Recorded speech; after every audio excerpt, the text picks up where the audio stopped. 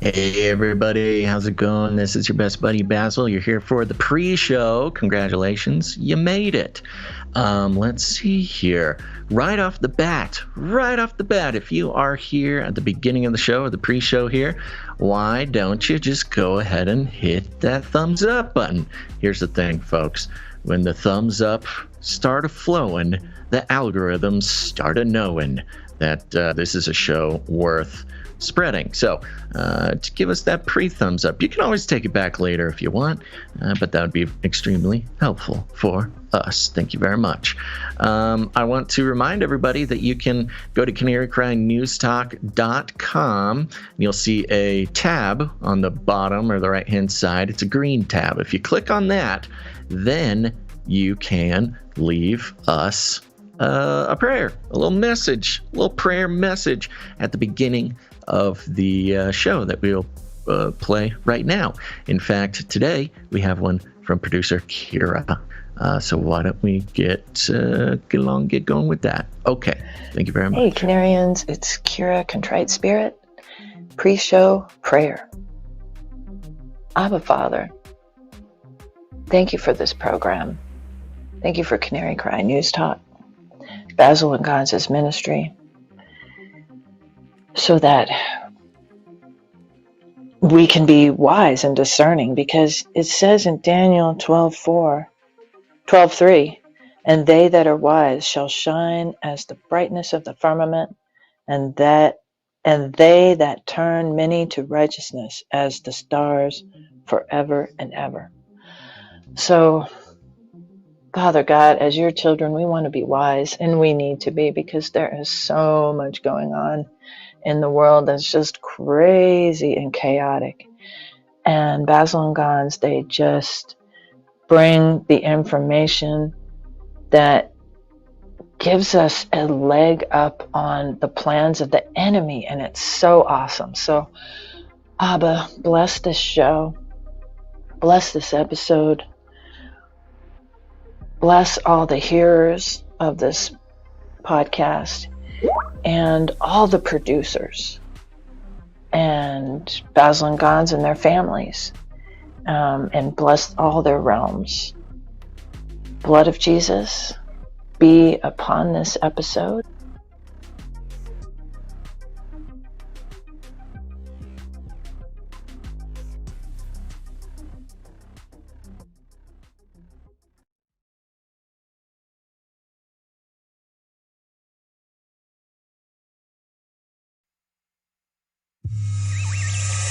The world is getting crazier. People are acting more and more insane. The end of the world is tomorrow. Tomorrow. There's only one thing to do when the world is falling apart. Listen to Basil and Gonz as they discuss this week's news and events through the lens of Bible prophecy. You are listening to Canary Cry News Talk. You're listening to Canary Cry News Talk. Today is April 24th, 2023. And we are live to tape on episode 616. And today, Saturn System Beasts. Signing on from Off the Grid, Razzle Dazzle. I'm your best buddy, Basil. And my name is Gons of Face Like the Sun Resurrection, director of the Age of Deceit films. Wife calls me the Cabana Boy, your favorite Asian provocateur for Christ, live to tape from California to bring you the best news, which is the gospel message of Jesus Christ, while reporting the egregious with a well-rounded, biblically grounded take on world events. And today's immersion phenomena, Saturn 616. Some call it the number of the beast, but even Irenaeus back in the, I think it was like the 2nd century, said that the whole idea of a 616 mark of the beast is an error. So, but you know, okay, well, maybe now it's settled.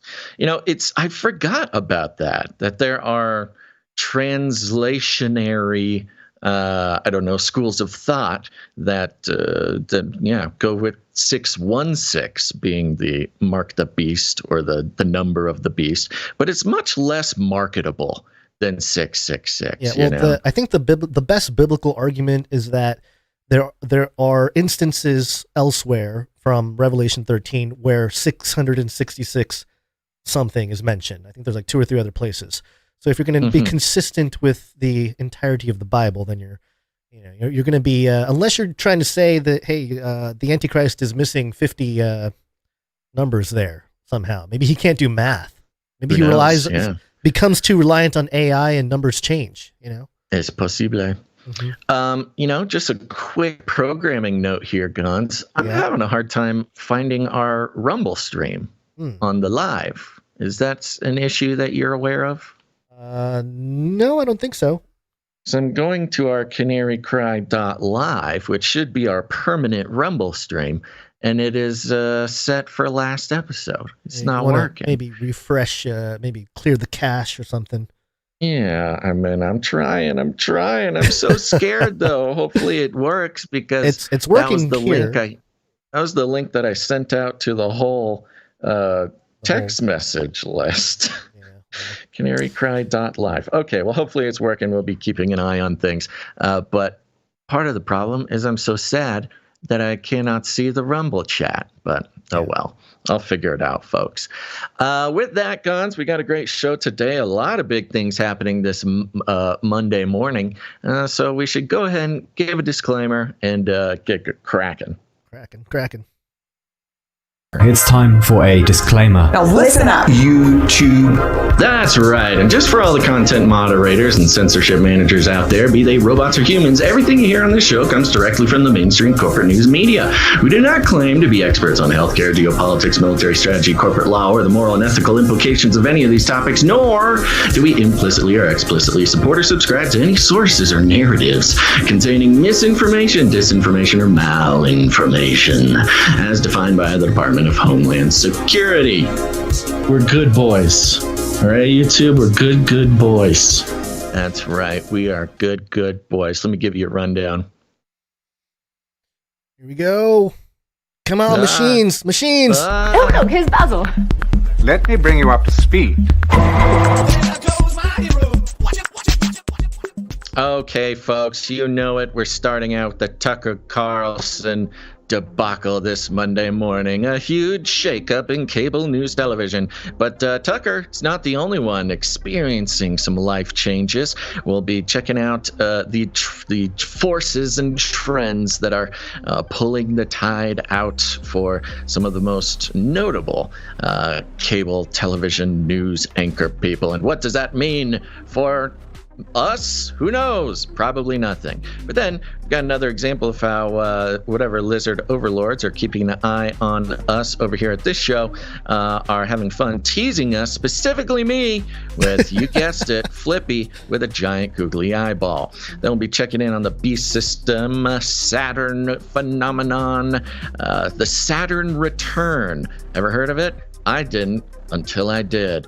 But probably a lot of your favorite celebrities are big fans of the Saturn Return. We'll be doing a deep dive into that to start the show out. Then Biden, we all know he's got this friendly old man vibe, but in the very bottom of our hearts, we know he's a cold, hard killer. And so we'll be checking in on the Biden body count later on.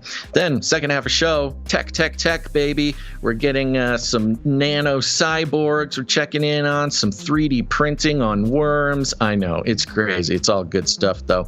CRISPR in your salad and facial recognition on your gun. How exciting is that? Well, we'll find out. Then of course, at the end, we have an obligatory UFO story that you may have heard before, but what does that mean for the ongoing UFO disclosure? But first, folks, we're going to start out with our lead stories. Chris Licht, president of CNN. Propaganda rooster.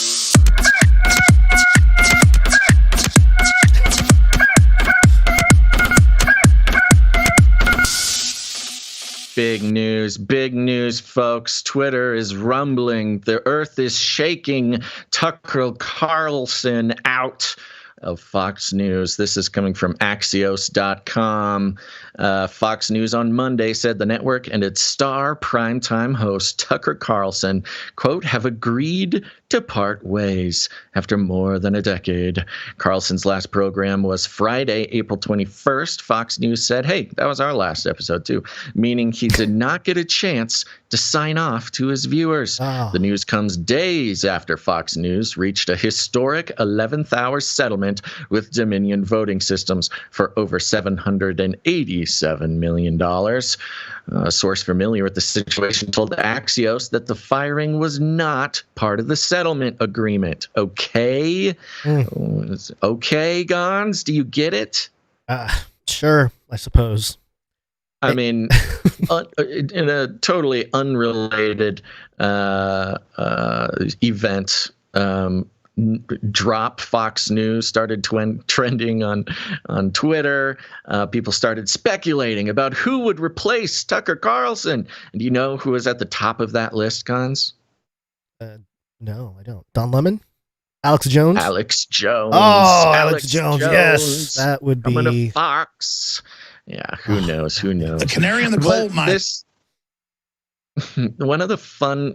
Now, let's see. In which order to do these things? Do you have anything to say about Tucker before we bring the grand conspiracy together? Not really. Why? What's the big point about not relating this to the Dominion thing? Wasn't he one of the names listed as like, oh, he lied. He lied about what he knew about Dominion, and he wasn't there text messages or something that came out. Yes. Yeah. Okay. So his text messages were sort of the most inconvenient text messages for Fox. Quite possibly, maybe they are the reason that Fox has to pay out $787 million. But you know, it's a weird balancing act because Tucker Carlson is also the most popular primetime news show in the world across all demographics. Yeah. And this is, people have been dropping some pretty interesting sources for some stats. There are more Democrats that watch Tucker Carlson than watch Rachel Maddow. So, you know, he's really this phenomenon of cable television, which I think shows an interesting place that cable's at. But incredibly popular fella for all sorts of reasons. But yeah, apparently the math worked out where it was time for him to hit the road.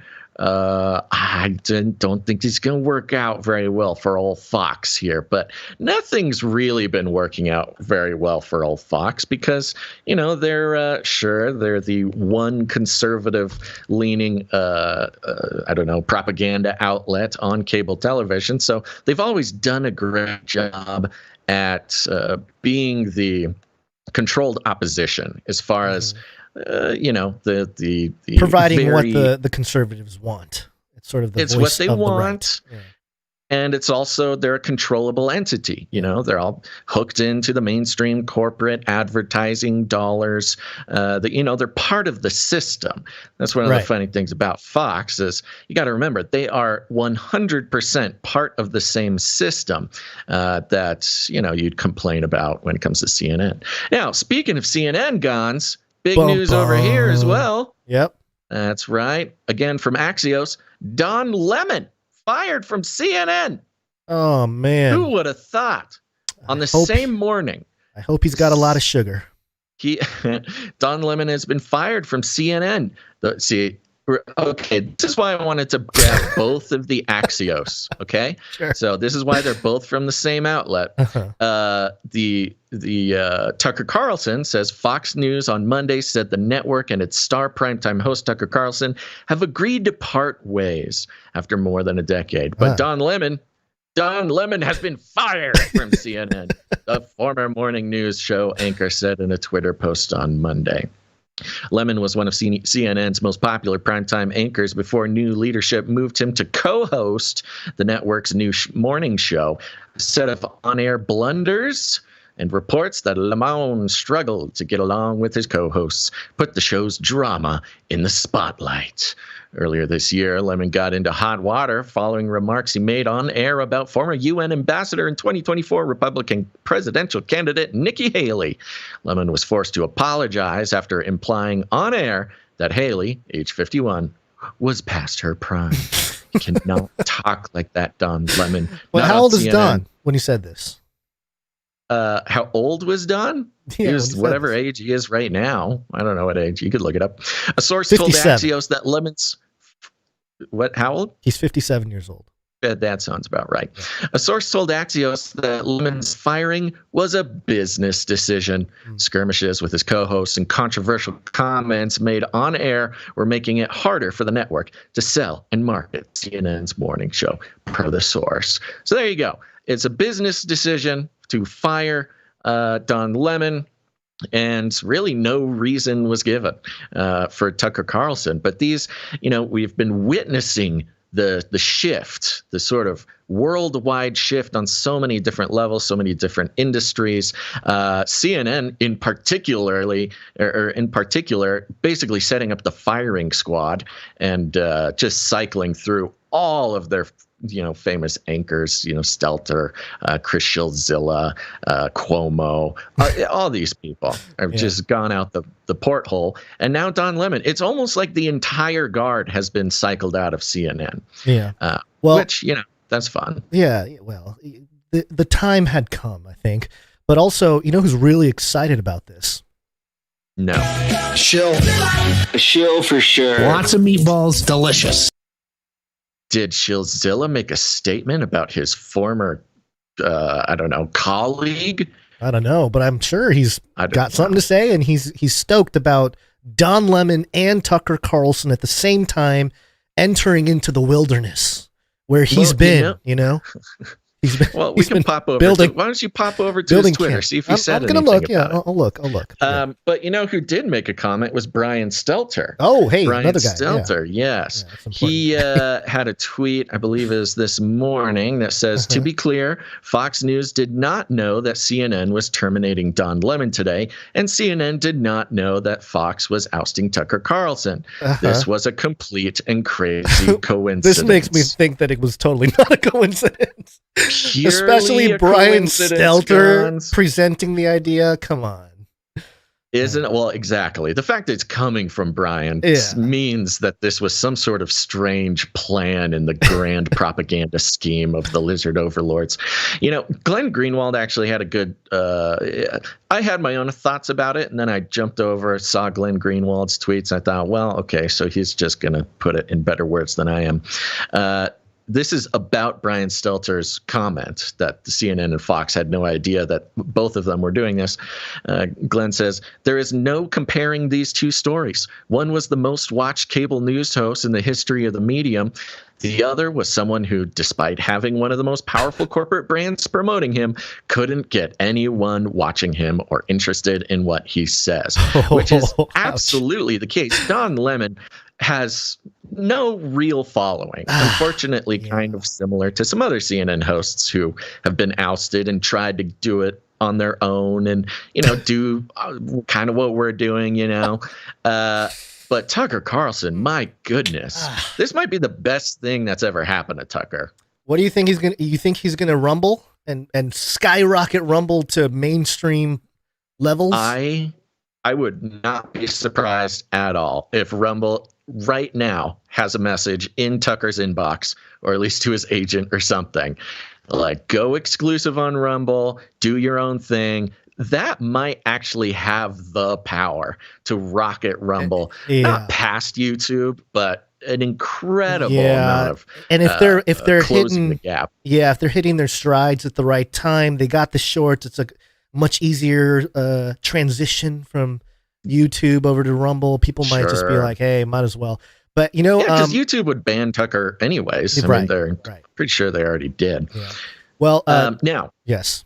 Sorry. Here's the big point. Okay. The big point is not, hey, we should care about these people, but in keeping with the grand tradition of trying to spot the infiltration of independent media from institutional media people who've been watching this for a few years in response to the media's handling of COVID and, basically becoming a propaganda, not becoming, they always were, but being revealed as a propaganda mouthpiece for, globalist, ruling elite authoritarian class, there's been this trend of these high-level corporate media individuals either leaving or being forced out and having no other option but to then go into the independent media space.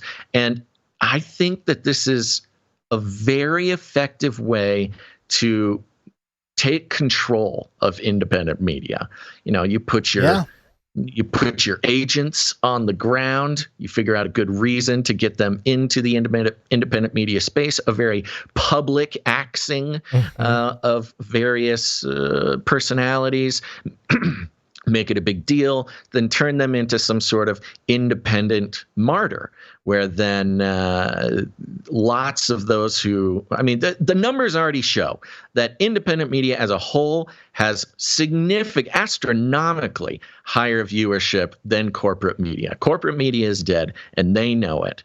But the sort of muddying of the waters, or the watering down of the concentrated power that is independent media. The waters were nice and clean about 10. I mean, not clean, but they were much clearer 10 years ago. You now knew it's what you just were getting into.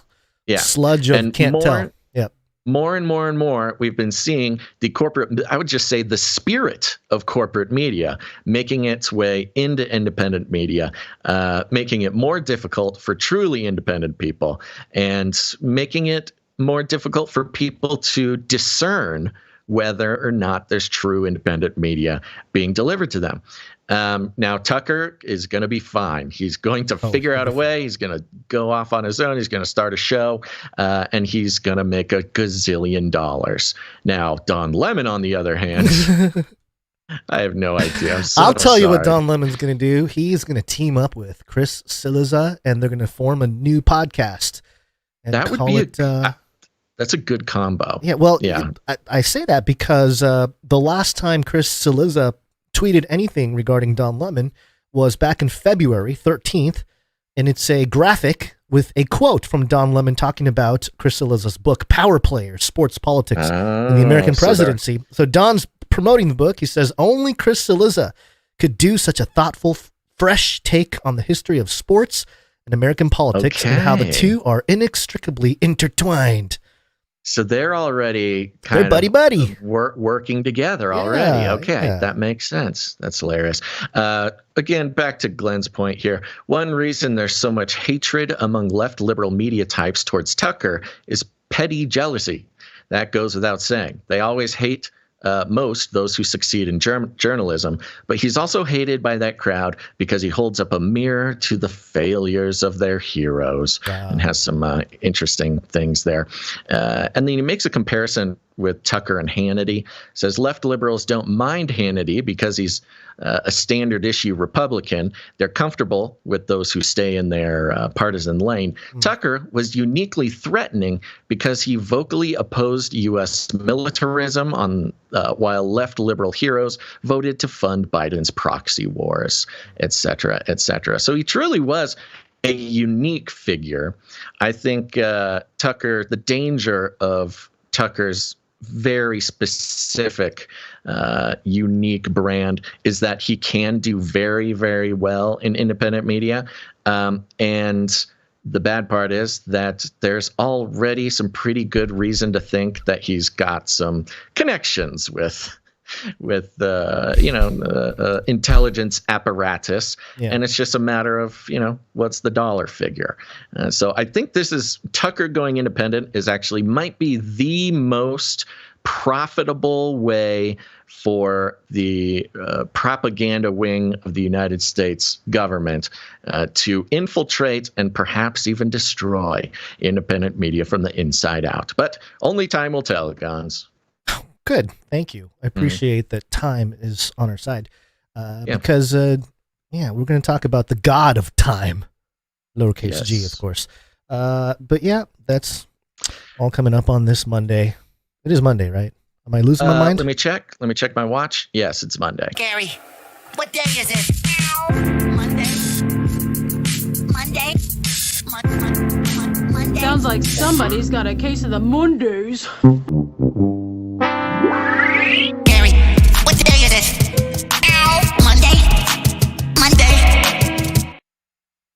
Okay, I got good news and bad news, Gons. Are you ready for both of them at the same time? Sure. Is it the same news, but there's two sides?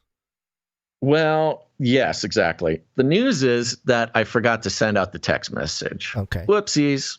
I thought I didn't. I thought I did it, but I did not. Okay. The good news is that in the text message, it included the link to what was supposed to be our Rumble stream, and it is not doing it. I cannot even find our Rumble stream right now.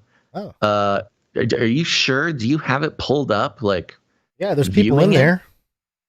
Will you send me a link? Send me the link. I gotta get it off in the text message. Sure. Put it wherever you want in the document or something. Because I'm confused. I thought our live link was like a permalink. That's what I thought too.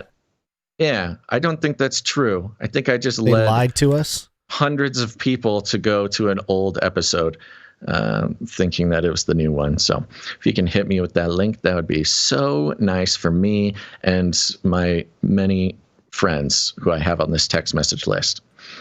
Where are you going to put that? It's above Flippy, right above Flippy. Okay, there. above Flippy. Perfect, right where it belongs.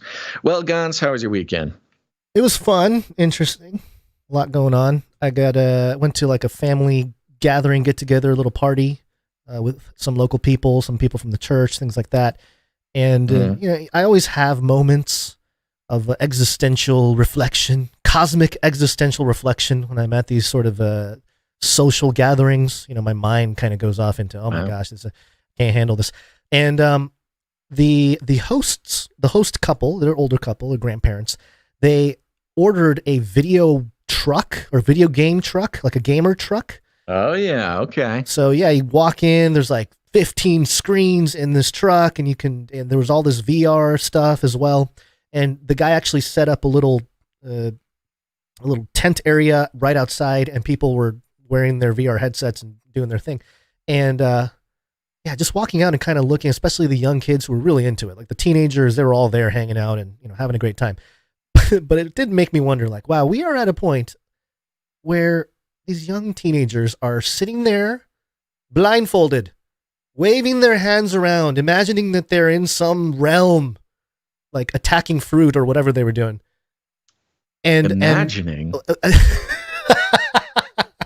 Hans, they're in VR. They're not imagining anything. They're being fed a false reality, and they are doing it in the presence of other people who are not seeing that same reality. And it's just a weird visual when you walk out and they're doing their thing and they're into it, whatever. I understand. I podcast with the googly-eyed VR headset man for hours a week, so I get it. I'm surprised. Yeah, I'm surprised you even noticed. Well, I thought maybe it'd just be so familiar to you now. Well, you are in this sort of podcast mode. You're sort of in your office. You're not slashing things. You do move around a little bit, but it's not as egregious. You know what the big difference is? Yeah. I know exactly why it felt weirder. It's because they didn't have googly eyes on the outside of their VR headset. Well, yeah, that would provide an extra layer. That would change everything. Yeah, it would change everything. Yeah. So yeah, I just had my cosmic moment of reflection, and I said a little prayer, for my children and everything else. And did you tell them, I've been telling you this for years? This is our future. Not quite. Yeah. Oh, that's what you should tell them. Yeah. Although, what was funny is I spoke to so many people in the community and everything. I think about half of them came up to me and said, "Hey, I play music. Like I could play some drums. I can play guitar. I can play bass." All these people want to play with the worship band. Well, they want to play in the worship band, so it's got it. Yeah, they're talking to me about it. I'm like, well, okay, come play. Just come play. Don't talk. Do they think that you think that do they think that you are the decision maker with the worship band? I am definitely not the decision maker. I'm just there to fill in and play some strings. So anyway, that's fun. Start putting a good word in for them. These kids, they need a way to get up on stage so then they can become a TikTok star or something. Oh, maybe what I should have done is really pitched the googly eyes to the video game truck guy, because there's a guy that helps everybody get up. I should have been like, hey, you really want to step it up to that next level on your business here, is get get some googly eyes. I have a guy. I know a guy.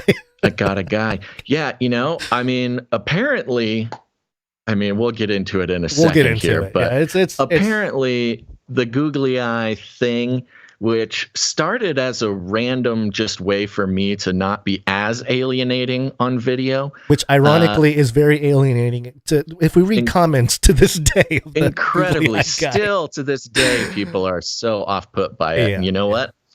That's fine. Good. Yeah. That's fine. But, who would have known that they would have become like the most important cultural symbol of the coming technocratic utopia? I didn't know that at the time.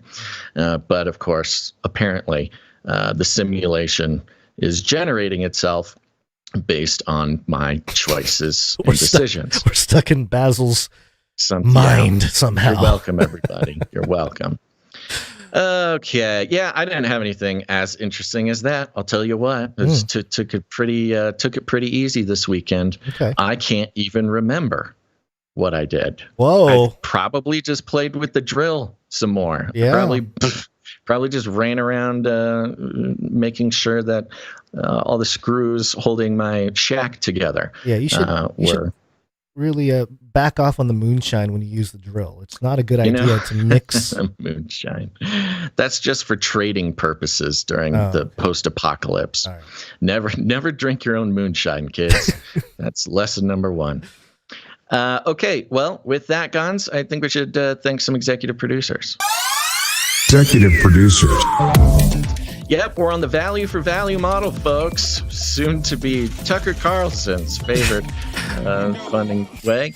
But here's the thing. We don't take any corporate money whatsoever. That is what I will tell you. That's a good question. If we get like if Tucker has us on or we get Tucker on or something, is that mixing in with the corporate thing that Tucker brings to the table? Well, is Swiffer WetJet going to be signing the checks? Because I think that makes the difference. Yeah. But here's one thing I can tell you about Tucker. He will be corporately funded. Oh, yeah. 100%. There will be, I'm sure he'll also have a merch store and a subscription platform. He'll have a lot of stuff, but he will definitely be taking corporate money. You can write that one down, folks. But not here. No corporate money whatsoever. No advertising, affiliate codes, platform partnerships. No, nothing. But we are kept alive and, indeed, most of the time, thriving by the generosity and participation of our producers. Producers are you, folks. They are listeners who get value from the show. They understand that we live in a new era where no longer should corporate money be dictating the survival of media. And indeed, it's up to those who get value from the product to put value back in. It's called value for value. And, we don't hold anything hostage. We don't hold bonus episodes hostage. We don't have any exclusive just for producer member area, because then we would be selling a product. In this case, we are trusting the Lord to move upon the hearts of people who get value from this show to put value back in. And they can do that with their time, their talent, or their treasure. It's not all about money. But the people who come in and who are extra generous with their producership for $100 or more for any one episode, they become an executive producer. And that's who we're thinking right now.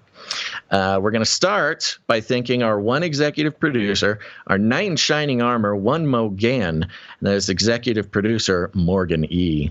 Morgan E., thank you very much. Thank you so much, Morgan. I know. We have a bunch of great producers. We have a bunch of awesome executive producers. And then there's like this Rainbow Six, SEAL Team 6 squadron of producers out there who they're around and they wait for the moment where we are floundering more than usual, and they swoop in and fish out of water. Us. Yeah, so thank you very much, executive producer Morgan E. Came in with a nice round number, so we'll not disclose it. No nothing. Just do the work. Thank you, Morgan. 20 episodes in a row. Where'd you find this? Thank you, Morgan. That's true. I think was it 20 or was it 21? Oh, is it 21? What do I have written down It there says at 20. this exact moment? It Yeah. says 20? Yeah. Okay, then it's 20, Okay. I hope. Yeah, 20 episodes in a row. Thank you very much, Morgany. Thank you. Okay, that is it for the executive producers. But I do want to mention, Gons, that there's a very subtle rumbling beneath the ground beneath our feet. Do you feel it? Do you feel it? It's getting louder. It's coming closer. That's right. It's the Canary Cry supply drop. Oh, no. Supply drop. Oh, yes. The Canary Cry Supply Drop is a very special group of producers who are committed to keeping this show going by offering $33.33 per month. That is a value for value proposition of just $2.77 per episode. And it is because of these generous and consistent monthly producers that we have made it through some pretty tough times recently. We appreciate them very much. And I want to encourage everyone listening to my voice right now to consider going to canarycrysupply.com and signing up for the supply drop. It's an easy set it and forget it way to keep your favorite podcast going. But more than that, as free gifts 4 times a year, we'll be sending out the supply drop, which is a package filled with incredible Canary Cry News Talk gear. Sometimes it's fun and flirty. Sometimes it's apparel. Sometimes it's survival tools. Sometimes it's non-GMO garden seeds. It's an incredible package of Canary Cry stuff. And it's produced by producers, our artists, design everything, and everything's made in America. So if you do that, you'd be great. But this year, sign up right now, because right now is your chance to start receiving in each supply drop for the rest of the year hard copy DVD copies of the Age of Deceit documentary series. You know it. You love it. The Age of Deceit series is responsible for so many people finally waking up to what's going on in the world. And not just that. Weird stuff's happening, and there's dark, shadowy forces and trends running beneath the spirit of man, ultimately steering us to some unfortunate, dark, seedy future, but also doing it in the Christian perspective, the biblical perspective, the prophetic perspective. It's old school, folks. This is like, 12 years old now, this series, and it's done a lot of good in the world. It will forever overshadow anything I do. And it's very difficult to find. It's hard to find on the internet. It does exist here and there, but it keeps getting taken down, keeps getting hidden, de-algoized, deplatformed, everything. And so we're trying to get as many copies as possible created in hard copy, put out into the world as sort of a network of hard copy holding DVD fans who can save this material for future generations. And if you want to join that, head on over to canarycrysupply.com and sign up. And we had a couple people sign up. I want to thank them right now. Gonzo, are you ready? Yes, sir. Okay, here I go. I got a little bit ahead of myself. I have to open up my list.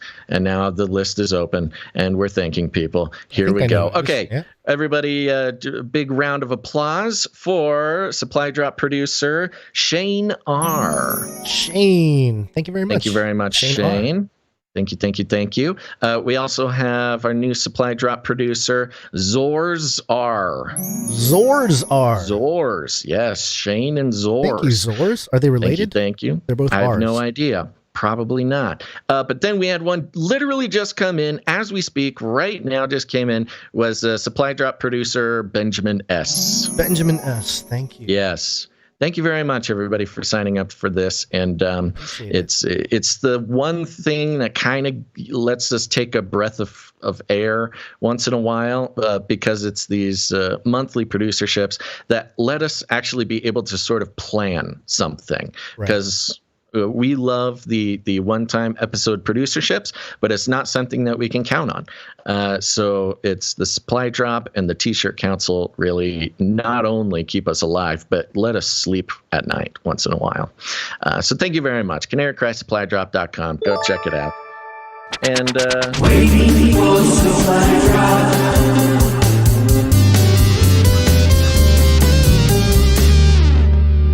Thank you. Can you drop the supply drop link into all of the chats if you can here in the next couple minutes. But to give you time to do that, I think it's time to... Are we doing meetups? What is it time to do? Yes, it's meetups. Okay, real quick. Canary Cry Meetups. CanaryCryMeetups.com. Go check it out, folks. It's a very important resource if you are a human being who likes just the existence of other human beings. It doesn't have to be anything more. Just appreciating the fact that there is more than one human being on the planet, and that's at Canary Cry Meetups. There are meetups going on around the country, sometimes around the world, for listeners of the show, and you should go meet them for so many reasons. It's good for you to find other people who listen to the same podcast. You probably have a lot in common. Great way to make friends. There have literally been people who have gotten married because of the Canary Cry community and these meetups. In fact, we'll hear from one of them later on today. But if you're in Florida, we have the St. Augustine, Florida meetup, April 29th, Houston meetup, May 13th, NorCal meetup, May 15th, Glen Rose, Texas, May 27th through 28th. Good month next month. There's already a few meetups planned. So go check it out. If there's no meetups near you at canarycrymeetups.com, just put one on yourself. Just send us an email at canarycryradio@gmail.com. Tell us when and where. We will tell the world, and then you can make some friends. But other than that, we will see you at the meetup. Yeah. This is fun! See you at the meetup.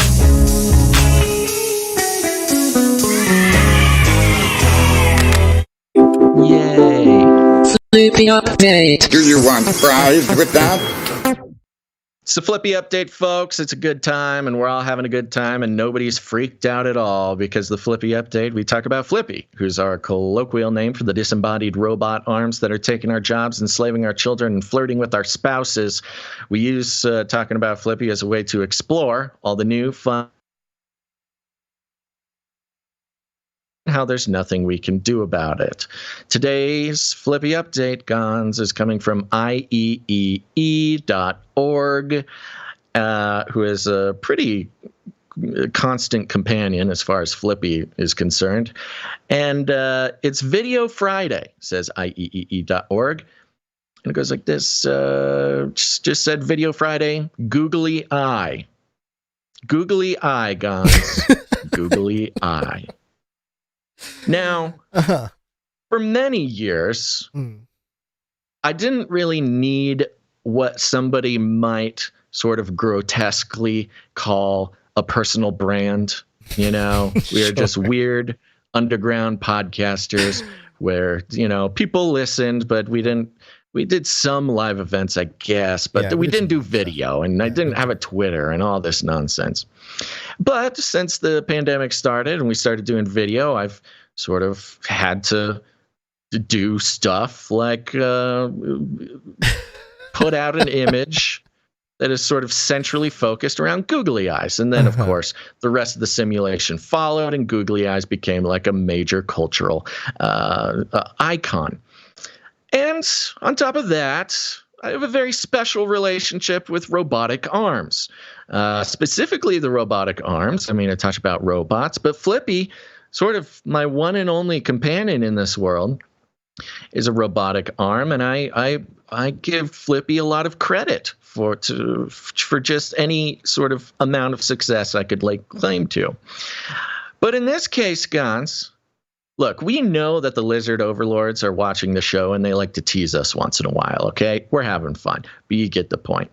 Never before has there been such an egregious display of, I don't know, taunting or mocking. I think it's mocking. Or it's gotta be mocking. It doesn't feel friendly. No. Because today, folks, it's Video Friday. There's no article linked to it. It's Monday, but it's Video Friday. Yeah, Video Friday from last Friday. And this video shows, I will say, it is the same exact laboratory that brought us the giant robotic arm with the basketball hoop. Which is kind of a mock to me, maybe, you know? It's kind of a thing. Yeah. That's a very Gons-focused robot, the Yeah. arm with the Hey, basketball maybe hoop. so when I felt offended, where it was like, "Oh, you're short. You're gonna, I'm gonna bring the hoop down." To you. Maybe that was it's mocking me, and then now it's mocking about you. The same robot that previously had a basketball hoop for short people that could become your friend or your enemy based on its personality, they now have taken the basketball hoop off of the robotic arm, and they have put a gigantic singular googly eye on the thing. And the video that's playing for the listener, for the viewers who are watching live or later on Spotify, it's really intense. You watch this now. The arm is about 12 feet tall. It's humongous, and they've put a googly eye on it that's about one big googly eye. Yeah.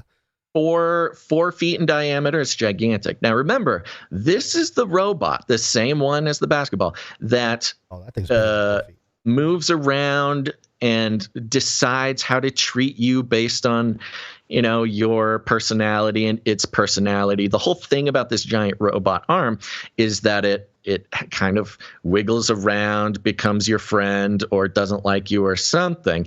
It approaches the people. It sort of stares at them. It'll pull back if they move too quickly. They sort of, it's.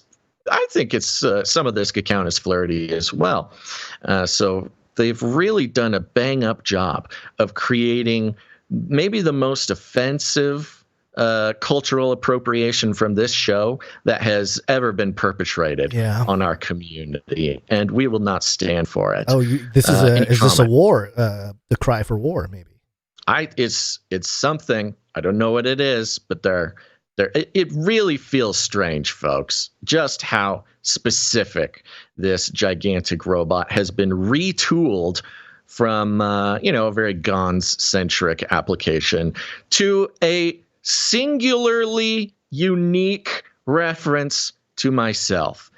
I just don't even know what to say about it. I wish they'd written an article about it, because they did not write an article. They just posted the video. Maybe it would give too much away. Details. It would give too much away. Yeah, because the video, the article would have to say, hey, this robot laboratory got tired of these annoying fringe podcasters denigrating robotic arms and the goodness they bring to humanity. So they decided to completely appropriate the culture of that podcast and turn it into sort of a 12-foot monument to the conspiracy theorist sort of mocking culture. And they've done a great job. I feel hurt, yet seen at the same time, thanks to the giant googly eye. It's entirely possible that this laboratory did a little goog, looked online. They're like, who's talking about our basketball, robot arm 100%. And they found us, and they're like, what is up with these guys? And we're yelling about how we've been talking robot arms since minimum whatever. And then they're like, they've been on it, well before us. How do we win? And they say, we mock them. Well, here's, look, part of it, when we talk about I don't know, people referencing us, or are they watching the show, or, whatever. It's not necessarily. Part of that is a joke. Yeah. We're just having fun. Okay. But once in a while, something happens that's so specific, and it makes so much sense that somebody would go through the trouble of doing this, because this laboratory called Lupe, I think, or at least that's the channel that this video arrives on. Lupe team. Yes, this is the robotics team that did the basketball. So because we link all of our sources, those links to a clever digital marketing person, they can see where those links come from. Yeah. And if they are looking at their stats and it says a large portion of their views, that's probably what it is, comes from a MailChimp, a MailChimp newsletter that goes out by these podcasters. Look, nobody else is giving these people as much attention as we are.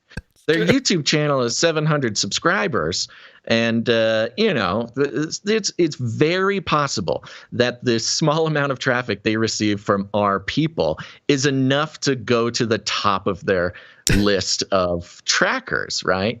And then it's just a couple clicks away, and they see we do the Flippy update every episode. They see the Googly eye thing is a thing. It's not impossible. Now, here's one thing I do want to point out. They have lots of videos. I'm just going through. Their view counts are mostly around 100, right? The view count, it's all 100. The basketball video was 1,000. Aha! So they got 10x video views. We had to have on helped. The one that we just happened to do. I'm not saying that we're the only reason they got views. Probably not. But there's a good chance a significant portion of those views are people looking at our sources. Then it goes back to like 63 views, 78 views, 47 views. And then the giant googly eyeball is back up in the thousands. Now, it's just, I don't know. But there you go, folks. So I guess this is all to say that you're welcome. You're welcome for being such an influential robot critic. See, this I can use for my robot critic career coming up here. I can try to boast that if you have a cool robot, I'll get you some views. And then I can start raking in that sweet, sweet influencer cash, baby. You know what Sam Altman needs is that WorldCoin orb on a robot arm. Oh, for sure that's going to happen. Yeah. It has to. It has to happen. Yeah. Maybe this is sort of prepping for that idea. Yeah. So. Well, there you go, folks. If anybody over there at Lupe Labs or whatever is watching the show, send us an email or something. Maybe we could get them on Canary Cry Radio. We'll do an interview with some. It's about time we start doing some interview with some robotics people. Yeah, we should. That's something we should be doing. Let's do that. So. Everybody, again, if you're a YouTuber, go be nice to Lupe Team, at Lupe Team. Go be nice to them. Drop my name a couple times, and we'll see if we can get hooked up for an interview. All right. That's your Flippy update for the day. Speaking of the beast system, beast system. 33 is the number of completion of the Great War. Well, we always have known that there's an occult religion, a mystery religion that's been sort of feeding the worldview of many celebrity types, which gets magnified and reflected into the rest of the world. But things are becoming more transparent, especially in recent years. And this is another example here. This is DailyMail.co.uk. Is the Saturn Return the ultimate, all caps, power in Hollywood? Emma Watson credits the planet for transforming her life. And she's far from the only star taking lessons from the great teacher, which inspired Gwen Stefani's music and prompted Adele's divorce. Ah, yes. Saturn. It is the astrological event that the likes of Adele, Katy Perry, and Gwen Stefani have credited for major shifts in their lives. And Sunday saw Emma Watson reflect on her Saturn's return as she marked her 33rd birthday with a lengthy post in Instagram. The Harry Potter star said she learned more about love and being a woman over the last year thanks to Saturn Return, an astrological transit that occurs when the planet returns to the same longitude it occupied at the moment of a person's birth.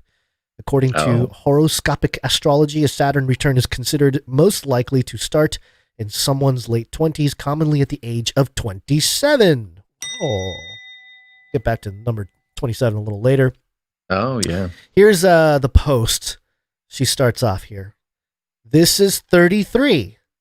Holy moly. Before 29, I hadn't even heard of a Saturn return as a concept. Let's just say that now I am well acquainted. And a bunch of emojis, which is kind of weird. She's got the sweaty smiley face, a coffin. Is that a gateway or something? A zombie, asteroid, the planet, tree, explosion. Yeah, a bunch of witchy occult stuff. I stepped away from my life. I learned to surf badly. I rode some horses. That went better. I did a lot of therapy. Yes, therapy. My brother and I figured out how to make a gin using recycled wine grapes. I adopted Sophia in Mexico. She seemed to be an angel, not a dog. We filmed her. Yeah. Oh, that's right. I didn't even Sophia, wisdom. That's right. And also robots. In the form of dog. That'll come up later. Mm-hmm. We filmed a Harry Potter reunion. I said goodbye to my grandma and grandpa. I retraced my steps. I started a woman's environmental investment fund. Wow. I played pickleball with at Sugar Ray Leonard. And I even played golf and then tried to make all my girlfriends learn too. I cut my thumbnail off on both hands trying to cook for myself, and then was only able to do things one-handed for months. I felt really sad and really blank off about a lot of things.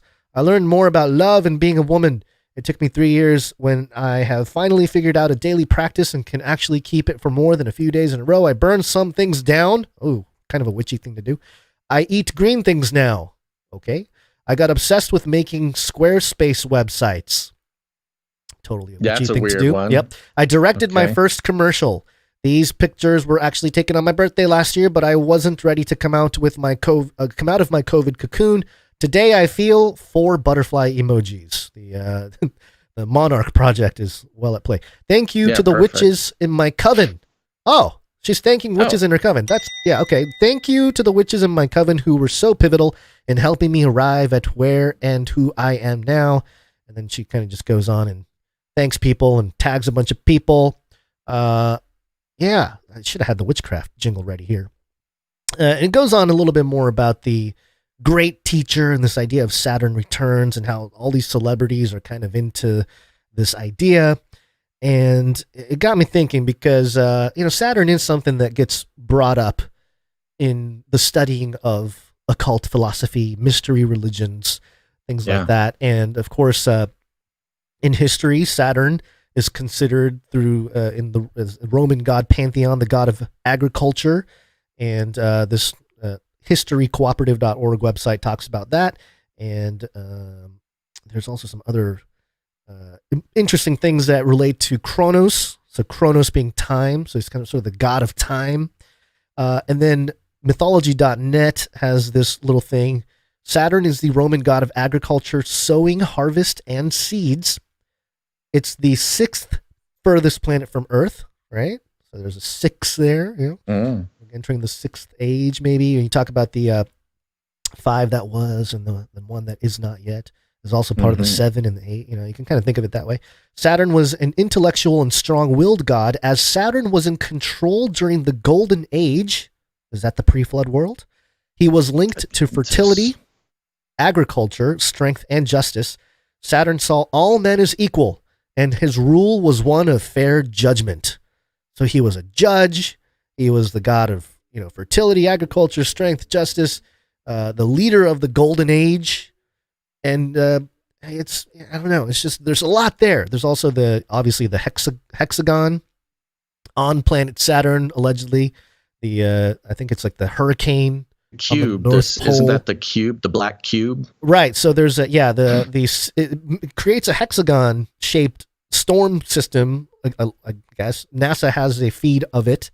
And it's supposed to be kind of a black cube. It does, a hexagon does create not only a Star of David, but also sort of a 3-dimensional figure of a cube. So, but yeah, the esoteric connections is very fascinating. You have Kajamanu, which is Sumerian, the star of the sun, the ancient Mesopotamian name for the planet Saturn, also regarded as star of Ninurta in Mesopotamian mythology. Kiwan, which is another name, which is very closely related to something in the Bible. When you go to Amos chapter 5, verse 26, you shall take up Sikuth, your king, and Kayun, your star god, your images that you made for yourselves. So talking about making an image and having it relate to Kayun, your star god. And if you dig into the etymology there and the Hebrew letter or the words, Kayun is the, come on, get there. There we go. Oh no, I went too far. I'm sorry. These slides are not responding to my desires. Come on, Oh, button. no. Here we go. So, Kayun, an image or pillar, probably a statue of the Assyrian Babylonian god of the planet Saturn, and used to symbolize Israelite apostasy. So there's like a direct connection with Saturn as sort of a planet and deity in the Bible, mentioned in this kind of way of like, hey, you're going to make this image for it, and it's not going to have power. You're going to worship this other god, which is fascinating, considering that if Ninurta is this other god, Saturn, Ninurta is also considered by some to be the figure Nimrod, the mighty hunter who's mentioned in Genesis, I think it's 10 or 11 for sure, who built the Tower of Babel, right? And he became a mighty man post-flood. It's kind of interesting. And, there are some people in our community who have suggested the idea, there's a lot of different theories about who the Antichrist might be or is. And there are people who have believed that Nimrod himself, they're actually going to resurrect Nimrod. Literally, from a coffin or something. He's going to come alive and he's going to walk around and hey, it's me, Nimrod, from back in the Tower of Babel days. And perhaps that's possible, but regardless, the idea of a Saturn return being sort of a worldview, like a religion of the celebrity culture here, is very fascinating, especially also coming from Emma Watson, who of course played a character in Harry Potter movies. Hermione Granger. Which, is interesting because Harry Potter got that a lot of hate from sort of fringy Christians who said, it's teaching witchcraft to children. And it was there's not that whole fringy debate. Christians. It was I guess you can call it evangelical. Christians. Yeah, evangelical Christians who said that. I'm sure the fringies also believe that. Oh, yeah, totally. And so this sort of, I don't know, it mocks that. It puts it in their face. Like, because they always said, no, what's her name is a Christian, the author. And, this is actually Christ's hero story kind of woven into the story of Harry Potter. But, in real life, when she's thanking witches, it's kind of like, okay, all right, well, I guess it's not really just a joke or a fake thing. It's real. Right. It's legit. And a lot of people will buy into it. And, I just think it's interesting that a full-blown witch, Emma Watson, not shy about it. I don't think it comes as a surprise to anybody. Yeah. What do you know what this Saturn return is supposed to be? Like, what does it do? What's the belief behind it? Well, because apparently it's worked pretty well for her. Well, right. So it's sort of astrology 101, where the alignment of the planets when you were born. And so you're supposed to have luck, or you're supposed to, whatever. Some good things are supposed to happen to you, whatever sort of superstitions you want to apply to it. But yeah, I don't know. There's something there. I think people are going to continue to buy. The people that aren't aware of this kind of stuff are going to continue to buy into it and just be like, oh, sweet Saturn. Yeah, Saturn, bro. Check it out. It's awesome. So there you go. Celebrity culture. Sure. Okay. What is the thing with the 27? 27 is the actual years. So yeah, see, that's the thing that I didn't quite get either. It takes between 27 and 30 years for Saturn to travel through the zodiac. Right. Okay. Oh, so that was it. Just like the 27 Club is like if Saturn return is supposed to be good for some people, apparently some other people, it doesn't work out so well. Either that or they complete their mission and they return to the non-physical state or something, So they're not bad people. They just, because they're usually it's the 27 Club anyway. It's a lot of the musicians. It's a lot of the greatest of all time type of people. You got the Jimi Hendrixes and Kurt Cobains, and so it's just one of those topics where I don't know. People think that there's nothing to it, but there's a lot to it. There's a whole there's a whole ancient mythology to it. That's a web. There's a web of mythologies, and not just ones in the path, but it's also connected to modern occultism, modern magical practice. Yeah. The one thing, the one thing that is interesting, and I mentioned how this he's considered he being Saturn, the god of agriculture. I did find this company here. It's just a random, as I was kind of putting this together and doing research. Bloomberg has a little report on Saturn Agriculture Ltd. And it says here, this is like the most vague thing ever. If anybody wants to go down the rabbit trail and try to figure out what this is all about. So Saturn Agriculture Ltd. has a little blurb here. Saturn Agriculture Ltd. is headquartered in England we know England and its influence over the world. The company's line of business includes providing miscellaneous personal services. Miscellaneous, you say? Miscellaneous personal services. Now, that is the most vague description of a company that I have come across in a while. Like, I don't know what that means. It sounds like crime is what it sounds like. And you go to their website, and it says here, Who We Are formed in January 2000 as a buying platform for 4 major agricultural cooperatives. The company takes its name from Saturn, the Roman god of agriculture. So it's not shy about why they're called Saturn Agriculture. And they consider themselves a central negotiator, fostering relationships, 4-member profits. They have all these numbers here, and acreage or hectares that they've covered with some of their dealings, I guess. And then it says, take a closer look at the 4 major agricultural cooperatives that form Saturn. And there's only links to 3 here. There's the Fram Farmers, Dengi, and Woldmarsh Farmers Buying Group. So there's some kind of corporate farming supply or goods or something. It's weird. I don't exactly know. I haven't done enough digging, but with my quick research here, there wasn't much to go off of other than this kind of stuff. Yeah, maybe they just do like tarot card readings. You're in a bind? Here, we'll send a witch, and we'll send what's her name to you, and Emma Watson, and she'll read tarot cards for you, and maybe she can change your fortune. So there you go. Okay. Well, from Saturn back to Earth here, Gons. Let's check in with Biden. Joe Biden, hairy legs. Here we go. Got hairy legs. Got hairy legs. Got hairy legs. Hairy. Got hairy legs. Hairy. COVID. Speaking of agriculture. Yeah, this is coming from apnews.com. The headline is Biden signs order prioritizing environmental justice. This happened back on Friday during the show, actually. And it reads like this. President Joe Biden on Friday signed an executive. The White House said it wants to ensure that poverty, race, and ethnic status do not lead to worse exposure to pollution and environmental harm. Biden tried to draw a contrast between his agenda and that of Republican House Speaker Kevin McCarthy. GOP lawmakers have called for less regulation of oil production to lower energy prices, while the Biden administration says the GOP policies would give benefits to highly profitable oil companies and surrender the renewable energy sector to the Chinese. Oh, no. The entire sector.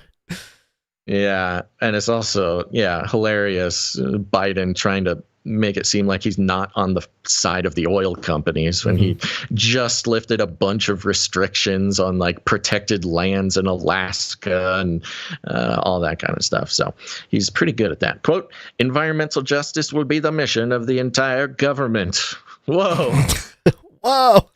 The whole government will be the mission of the entire government, woven directly into how we work with state, local, tribal, and territorial governments, Biden said in remarks at the White House. Wow. The order tells executive branch agencies to use data and scientific research to understand how pollution hurts people's health, so that work can be done to limit any damage. Under the order, executive agencies would require to inform nearby communities if toxic substances were released from federal facilities. As a part of the announcement, Vice President Kamala Harris is separately traveling to Miami, Florida, to announce $562 million to help protect communities against the impact of climate change. The EPA last year formed its own Office of Environmental Justice and External Civil Rights, merging 3 existing EPA programs to oversee a portion of Democrats' $60 billion investment in environmental justice initiatives created by last year's Inflation Reduction Act. The order puts more pressure on federal agencies and the White House itself to deliver on promises the Biden administration has made to clean up the environment in communities of color and poor communities and prepare them for the effects of climate change. The administration has had mixed results in fulfilling this promise. There's been unprecedented spending on environmental and climate justice issues, but there have also been disagreements over how to gauge which communities are most in need of the funding, and the administration's greenlighting of controversial drilling projects, as Republicans have criticized Biden for high gasoline prices. They should hire you to drill. Me? I love drilling. Oh, yes, with my new drill. Yes, indeed. This is kind of hilarious because there are a lot of things sort of mentioned in this article about his executive order.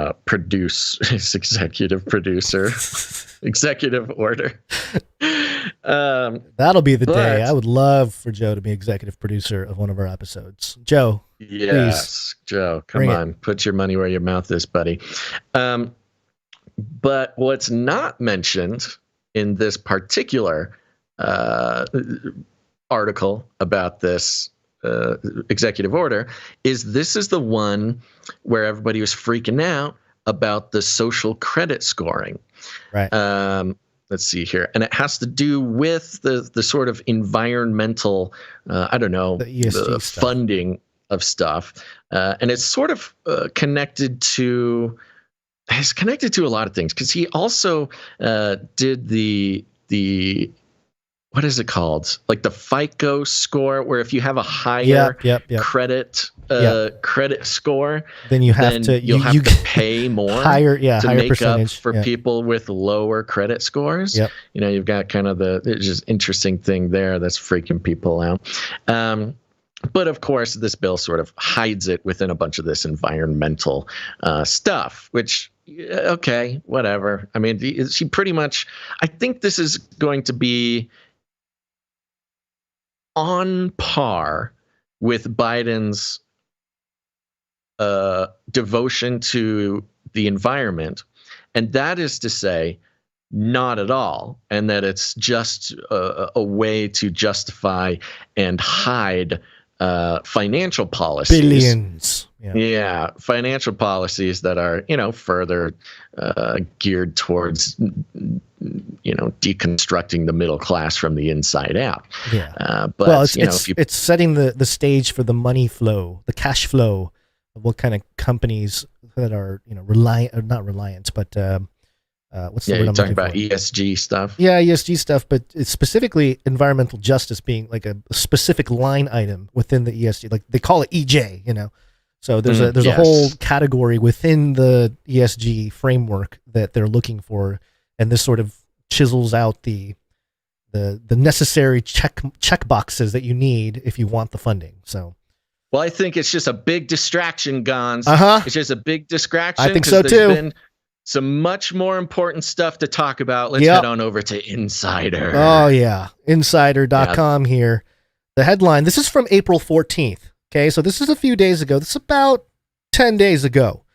Yeah. Headline, video appears to show Joe Biden being snubbed by the Irish president's dog during his visit to Ireland. Now, we know about Joe's visit to Ireland. But weird that Business Insider had this. He would not let us forget it. He would not let us forget it. And the image here shows a out of focus Joe Biden walking with, I don't know, is that the president of Ireland? I don't know if that. Yeah, I've never seen I think the guy with the cane is the president or something. But they're blurred out, and then the background is in focus, so somebody's bokeh focus thing didn't work right or something. And in the background is a dog in perfect focus. And so let's see what it says here. President Joe Biden appeared to be snubbed by Irish President Michael Higgins' dog when they met on Thursday during his visit to Ireland. The humorous interaction was captured on video as Biden approached the dog, Misneach. I don't know, Misneach. The Irish have some crazy pronunciations for names. I have no idea. Whose name means courage. While touring the gardens of Higgins' residence, the video shows the large Bernese mountain dog, a Swiss breed, excitedly bounding towards its owner as Biden, a known dog lover, approaches behind to greet the canny. The canine? Does it say canine? I'm scrolling too fast. Yeah, canine. Sorry, I'm scrolling too quickly. Misneach rejects the overture and starts barking at the president, eliciting laughter from the crowd. Oh boy, did he! It's hilarious. He did not know what was coming. He did not know who he was messing with. This is not the first time Mishniak has stolen the show. Mishniak. Mishnah. Okay, yeah, sure. What? Just trying to help you, man. I don't know. I don't know what it is. I'm just gonna. Yeah. Yes. So and then it talks about Biden is no stranger to misbehaving dogs. We know about Major, and what was the other one? Yes, we've had a grand theory about Major and is Captain. What was his name? Commander, something like that. Yeah, I have it here. Let's see. We put some stuff in the Red Book. Here's the thing with Biden. There's some talk about occult or elite messaging in the media. Biden's relationship with dogs. Champ. That's what it was.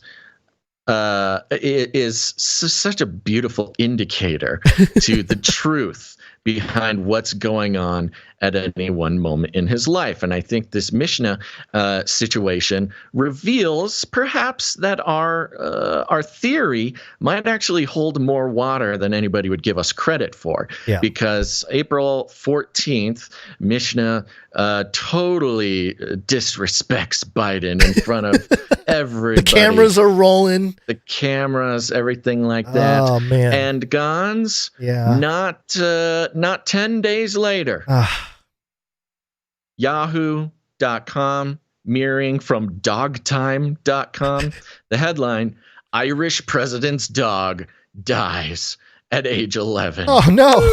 Oh, Michael D. Higgins and his wife Sabina are mourning the loss of their once dear dogs. The Irish president's dog Broad died at... It's a different dog! Different dog? Different dog? How many dogs does this guy need? Did they switch? Was there a body double? Right. So you look at the pictures. There's two Bernese Mountain Dogs here during Biden's visit. Or I don't know if this was. Yeah, he's wearing the same clothes. So I guess there was two of them. And, Mishnah snubs Biden.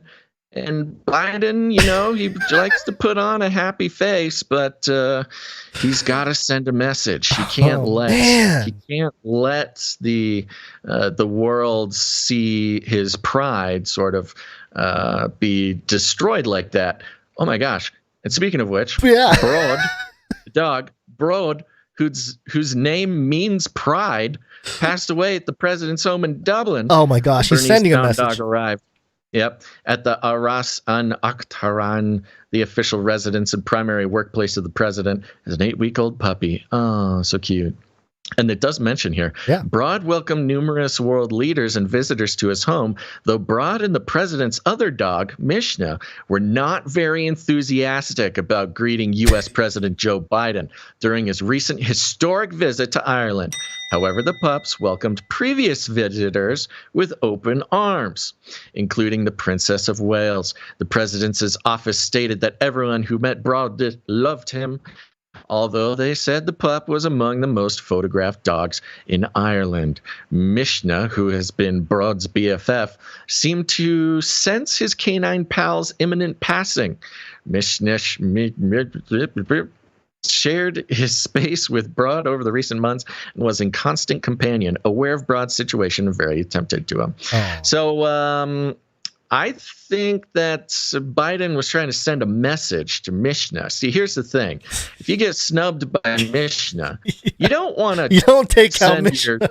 You don't take out Mishnah. You're trying to send a message.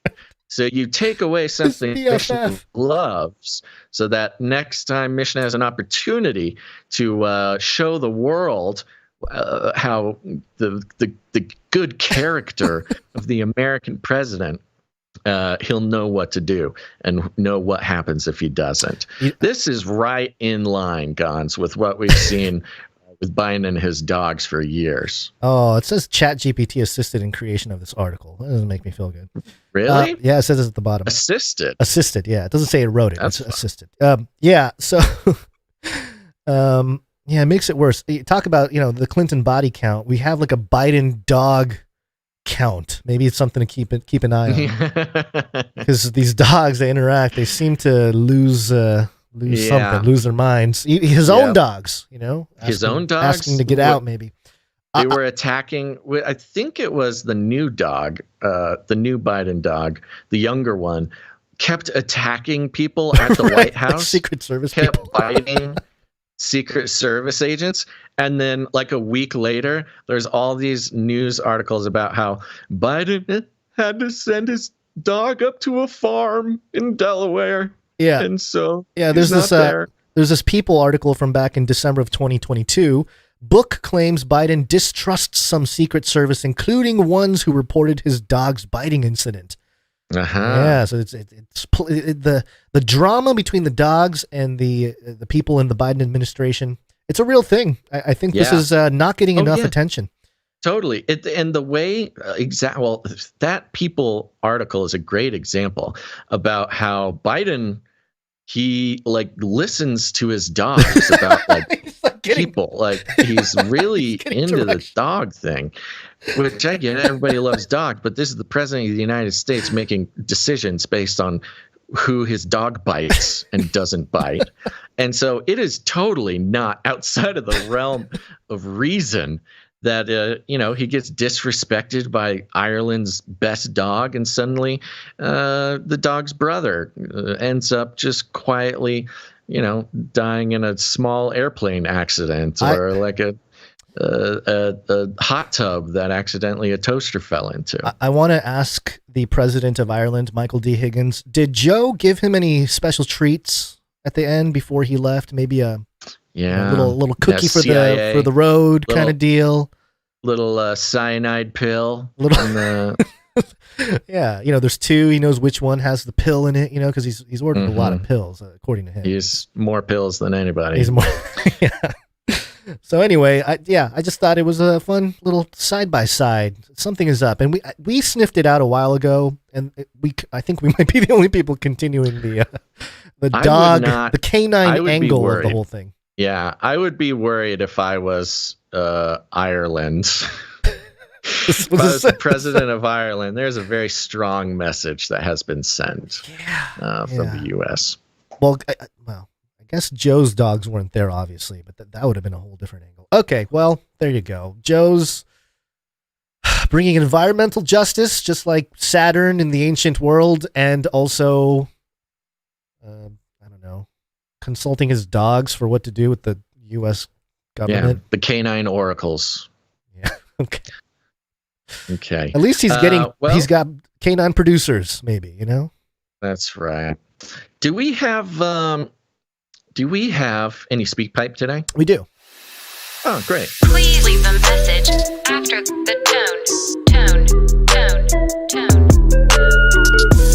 At the tone, please record your message.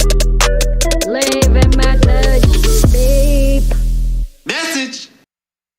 Yeah, go to canarycrynewstalk.com. Look for a green little tab thing on the right side or the bottom. Click on it, and it will bring you to, or actually a little pop-up will show up, and you can click on the record button. You can record an audio message of up to 90 seconds, and we shall play it as long as it's something that you want or is okay to be played on air. And let us know if it's just a private message right at the beginning so that we don't go through the whole message before we realize that it's something we shouldn't have played on air. But today we have something from Rochelle.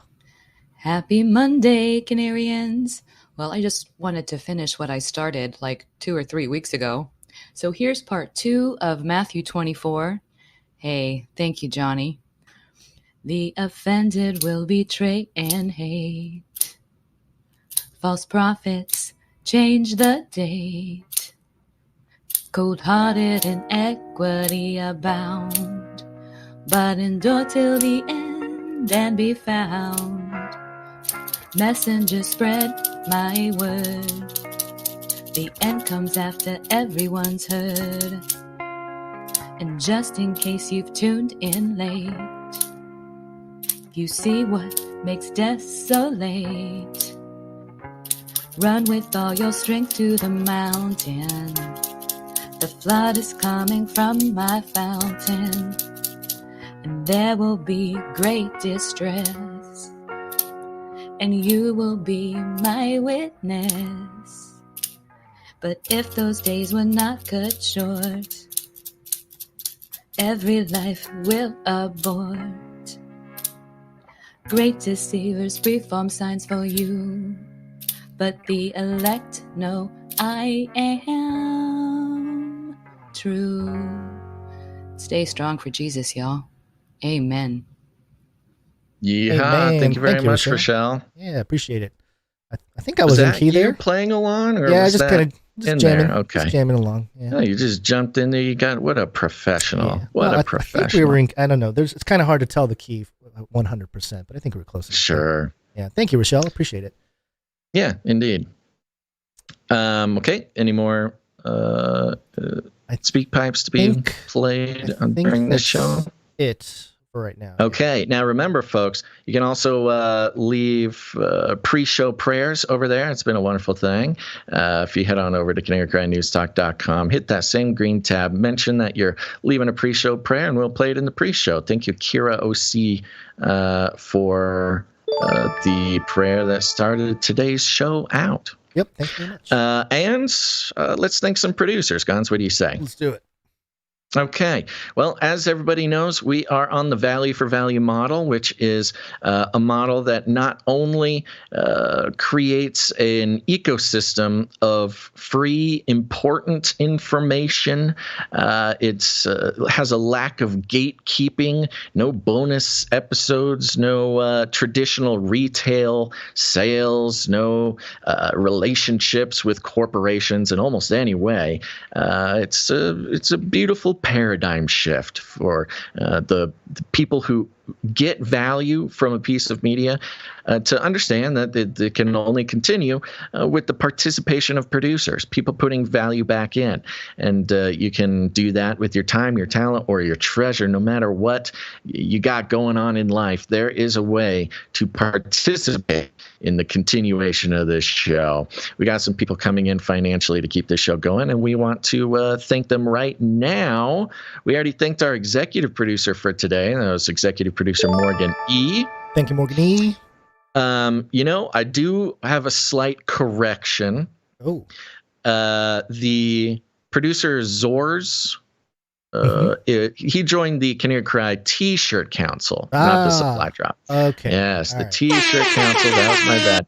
There we go. Yes, folks, if you want Canary Cry T-shirts, go to canarycryt-shirtcouncil.com. Sign up there for $19.84 a month, keeping the show going. We'll start sending you T-shirts every quarter, and not only will you receive the T-shirts, but also you will join the illustrious Canary Cry T-shirt Council, who is responsible for deciding what the next T-shirt is going to be. That's a great option. Maybe the $33 a month is like a little bit outside budget.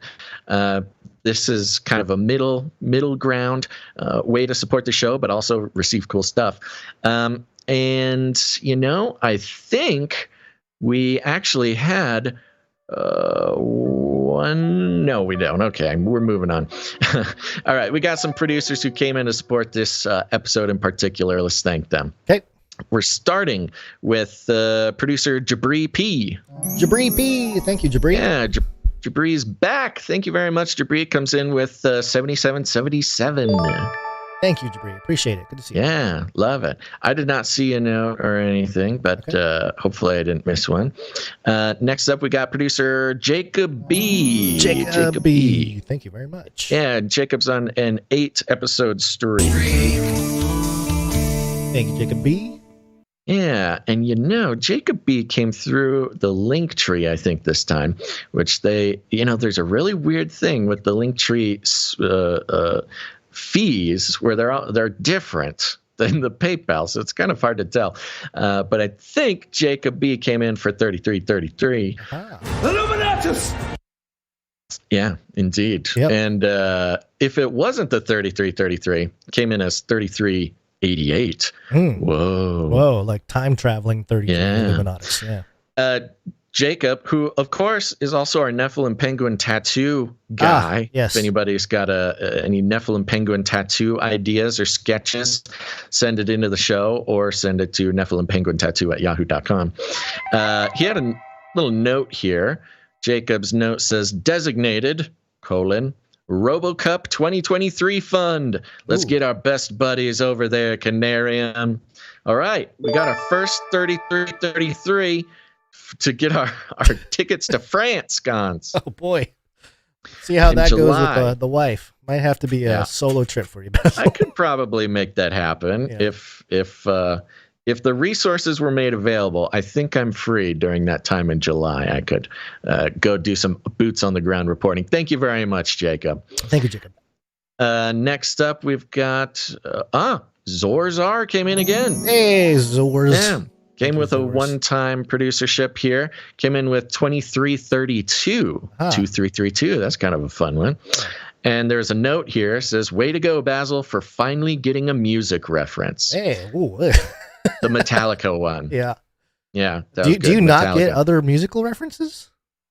I mean, at this point, Gons, pretty much any musical reference you're making on the show is Metallica. So I've learned I can just say Metallica whenever you ask me a music question, and it's pretty much 80% right. Mm-hmm. But yes, I did get the Metallica question from last episode, I think. Yeah. Continue. Next up, we have Sir Moore of Knights of the Burning Chariots. Ah, yes. Thank you, Sir Moore. Came in for 1111, 221 episodes in a row. Hey, 221. It's off the charts. Oh, yeah. Streakalicious. 11. Streakalicious. Thank you very much, Sir Moore. Thank you so much. Next up, we've got Isaac G on a 10-episode streak, pocket full of sevens. Thank you, Isaac G. Mm-hmm. Okay. Oh, you know what? We just had Sir Alex Protocol V2 now to the Berean Protocol come in, pocket full of sevens, 163 episodes in a row. Ooh.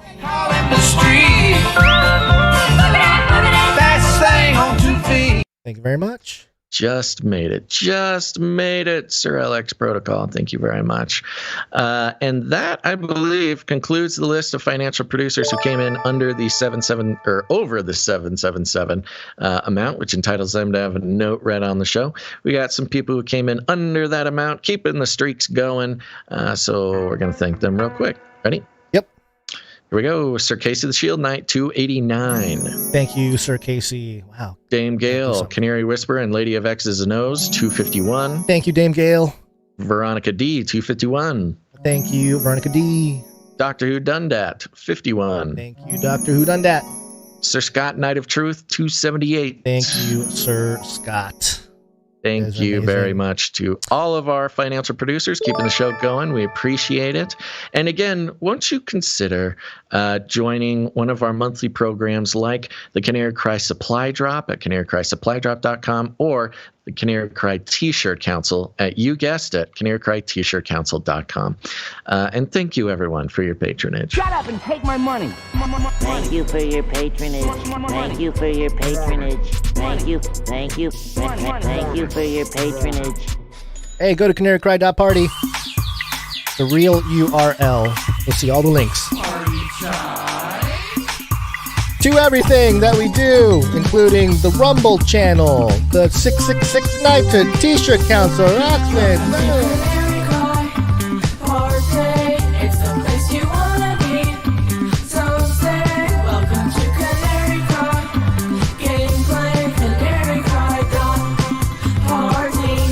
Twitter and Twitch, which at Twitch we're still suspended on Twitch and Odyssey and D-Live and we got to start a new Twitch channel. Brown tables. Twitch used to be one of our most beloved broadcast locations, and then they kicked us off for no good reason. They're haters. Here we are. They're hateful. They're hateful over there. That's right. They are intolerant. They're racist. Intolerant bigots over there. That's right. You heard me, Jeff Bezos. Okay, let's get on with the show. What do you say? Sure. What are we talking? We're talking being watched. Yeah. Yes. Did you ever have the feeling that you were being watched? Yeah. So we been tracking a lot of stuff here. This is an actual article from DARPA.mil. So this is not conspiracy blog. This is straight from DARPA. And the headline: Developing agile, reliable sensing systems with microbes. And, we just talked about the environmental justice thing with Biden. And part of it is, we talked about the ESG relations and all that kind of stuff. And part of my question is always, well, how are you going to track all that? I get, you get different sensor, whatever, but do we have the technology right now that's surveilling everything enough to know if whatever policies are actually effective? I think the answer is no, but they are starting to implement some things to move in that direction. And this is, I think, one of those technologies. So here's what it says. Current environmental monitoring approaches can rely on both distributed sensor networks on the ground or in the water and remote sensing platforms like satellites to collect information important for the protection of people and property. The Department of Defense, DoD, is interested in developing new complementary sensors to monitor the environment with high spatial resolution and reduced power and logistical burden to further enhance monitoring capabilities and significantly reduce potential risk to personnel. It's a dangerous world out there now, Basil. We don't need our military people to risk their physical lives out there. Let's just have them in a bunker, and the robots and all the sensors can collect all the data, and we can make our adjustments accordingly. Recent research has demonstrated that microbes such as bacteria, fungi, which will come up a lot today, or microalgae can promise for detecting different types of input signals, both chemical, example, toxic or radioactive material, heavy metal pollutants, and physical phenomena like light, electric current, magnetic fields. Magnetic fields. Microbes can also generate both chemical and physical output signals in response to sensing these inputs. The ability to detect and convert signals be self-powering and environmental resilience are microbial features that many complement other sensing approaches. DARPA's new TELUS program, that's TELLUS, conveniently sounds like, TELUS. TELUS, DARPA. What are you telling us, DARPA? The new TELUS program will explore the development of an interactive platform methodology, an app, for the rapid design of micro-based sense and respond devices for monitoring DoD-relevant environments. Yeah. DoD relevant. Yeah, what does that mean? Isn't every domain DoD relevant? Or are they specifically talking about war zones? And now that I guess we're out of a pandemic, but if we have some kind of global pandemic, doesn't the whole world become a DoD relevant environment? Oh, it was very vague. Yeah, really anything can be a DoD relevant environment. Yeah, cyber too, not just physical. So interesting. Right. Specifically, DARPA seeks to establish the range of chemical and physical signals that microbial devices can detect, environmental conditions they can tolerate, and types of output signals that can be generated. To this end, TELUS will focus on developing the methodology to enable the rapid design of agile, robust, reliable, and durable microbial sensors for environmental monitoring. There it is, environmental monitoring. So they have a device here developed during the 2.5-year program, must be able to translate detected signals into a variety of physical or chemical output signals, including light, non-toxic organic compounds, or electric current, which can then be measurable by conventional receiver systems, example, optoelectric photonic imaging electrode. TELUS is focused on assessing sensor functionality across many different environments and conditions. There's a quote here. As part of the program, DARPA will test how quickly new functional devices can be designed, built, and tested using specific parameters, stated Dr. Lindsay Crissay, TELUS program manager. Quote, ultimately, we envision a dashboard or interface where a user would dial in features of their environment, the inputs they want to detect, and the output signals that are useful to them, and the system would design a safe, effective microbial device to meet those needs. So there you go. This is what DARPA is working on, which leads me to believe that they already have something like this. And now they need the public. It sounds like it's a system to create more systems. Like it's a system that determines the microbial needs to detect a certain substance. Now, this whole thing is very interesting. It's kind of like tiny little cyborgs where they will enlist the help of like certain bacteria or something. Or algae, fungi, all the stuff that work you it mentioned. into a sensor, like say you have a sensor that detects some chemical. They'll find like a germ, a bacteria or something that when they come in contact with that substance, they'll like fart or something. The bacteria will do something based on the presence of the substance, and then that's like built into computer chips and stuff. So it's like this weird thing. We talk about implants, like implanting technology into life forms, but in this case it's implanting life forms into technology, which is kind of a fun little turnaround there. But who knew that fungus and algae and bacteria would be such an important part of controlling the masses from an authoritarian government? Well, it makes a lot of sense that if you put the two and two together, because no one's going to come out, Biden's not going to come out and say, hey, DARPA is going to tell us everything. It's not going to say that. So to have DARPA working on systems that would really help out the environmental justice bill that he just, or the EO, kind of. So it all just sort of makes sense and it comes together. But well, it's kind of along the same lines here. I got a cyborg story for you. Oh, you like cyborgs, eh? Are you ready to become cyborg? Mm-hmm. Kind of a little sort of tech theme we're going through here in this middle section of the show. This is coming from newscientist.com. Shapes 3D printed onto living worms could be future of brain implants. Oh, so they're doing it to worms because wormicorn, obviously. This is another message. This is another message. It's all about us. Nematode worms, given glowing shapes inside their bodies, show how electronics can be directly 3D printed within a living organism. The technique could one day be used to create and maintain implants or computer brain interfaces in humans. There you go. Yeah, see, Elon's way off the mark here. You don't want to create an object that you then have to surgically install on somebody's brain. You just want to 3D print it right onto the surface of their brain. That's the way to do it. Yeah, especially since we did have the story a couple weeks ago that talked about how they're going to 3D print organs into human bodies, like to repair and stuff like that. So this is the next. I think we even mentioned like how far before they create some kind of other synthetic stuff, perhaps things that are, electronic.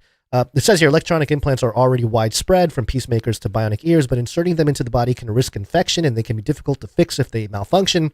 Now, John Hardy at Lancaster University, UK, and his colleagues have developed a technique that uses lasers. You always love lasers to print conductive circuits inside living organisms. Here's how it works. The team started by feeding an ink containing the fluorescent plastic polypyrrole. That doesn't sound carcinogenic at all. Into nematode worms. This ink is designed to work with photonic 3D printer, which uses a laser to shape the material and turn it conductive. Using such a printer, the team created star and square shapes within the worm. And for those of you watching, there are photos. The star, what is a Baphomet star, and then a cube. Is that what's going on here? Again, perfect. Trying to mock us. Saturn cube. Yep. Saturn cube and a pentacle. It's a star. So I don't know what the difference between the pentacle and the pentagram is, but pentagram, I do know pentagon that there is a difference. Yeah, there is. So, there you go. Well, again, somebody needs listen to this. Uh-huh. Quote, hypothetically, it will be possible to print quite deep inside the tissue, says Hardy. Mm-hmm. So in principle, with a human or other larger organism, you could print around 10 centimeters in. Now, so what they're saying is, they give you a little injection of the ink or something. Right. And then with a little device, they can, with lasers going through your body, or at least going 10 centimeters in, the lasers would then arrange and construct a computer chip, more or less, a circuit, underneath the skin. I mean, you talk about like people have thought a tattoo the tattoo is the mark of the beast, or even the quantum dot tattoo that would hold your vaccination or whatever. This is literally a tattoo 10 centimeters under your skin that is then an actual computer chip, right? And they don't even need to cut you open. No needles, no nothing. I mean, think about if they did the same thing they did with like the LSD experiments, for example, where they put LSD in the water. You just pump a little village or a little building or something in the water supply. Some of this the highlight stuff, the ink. And then you have a 5G tower that like shoots a laser beam, or even just a satellite or something that flies over, shoots a laser beam, and then creates a whole bunch of microchips inside a whole population of people.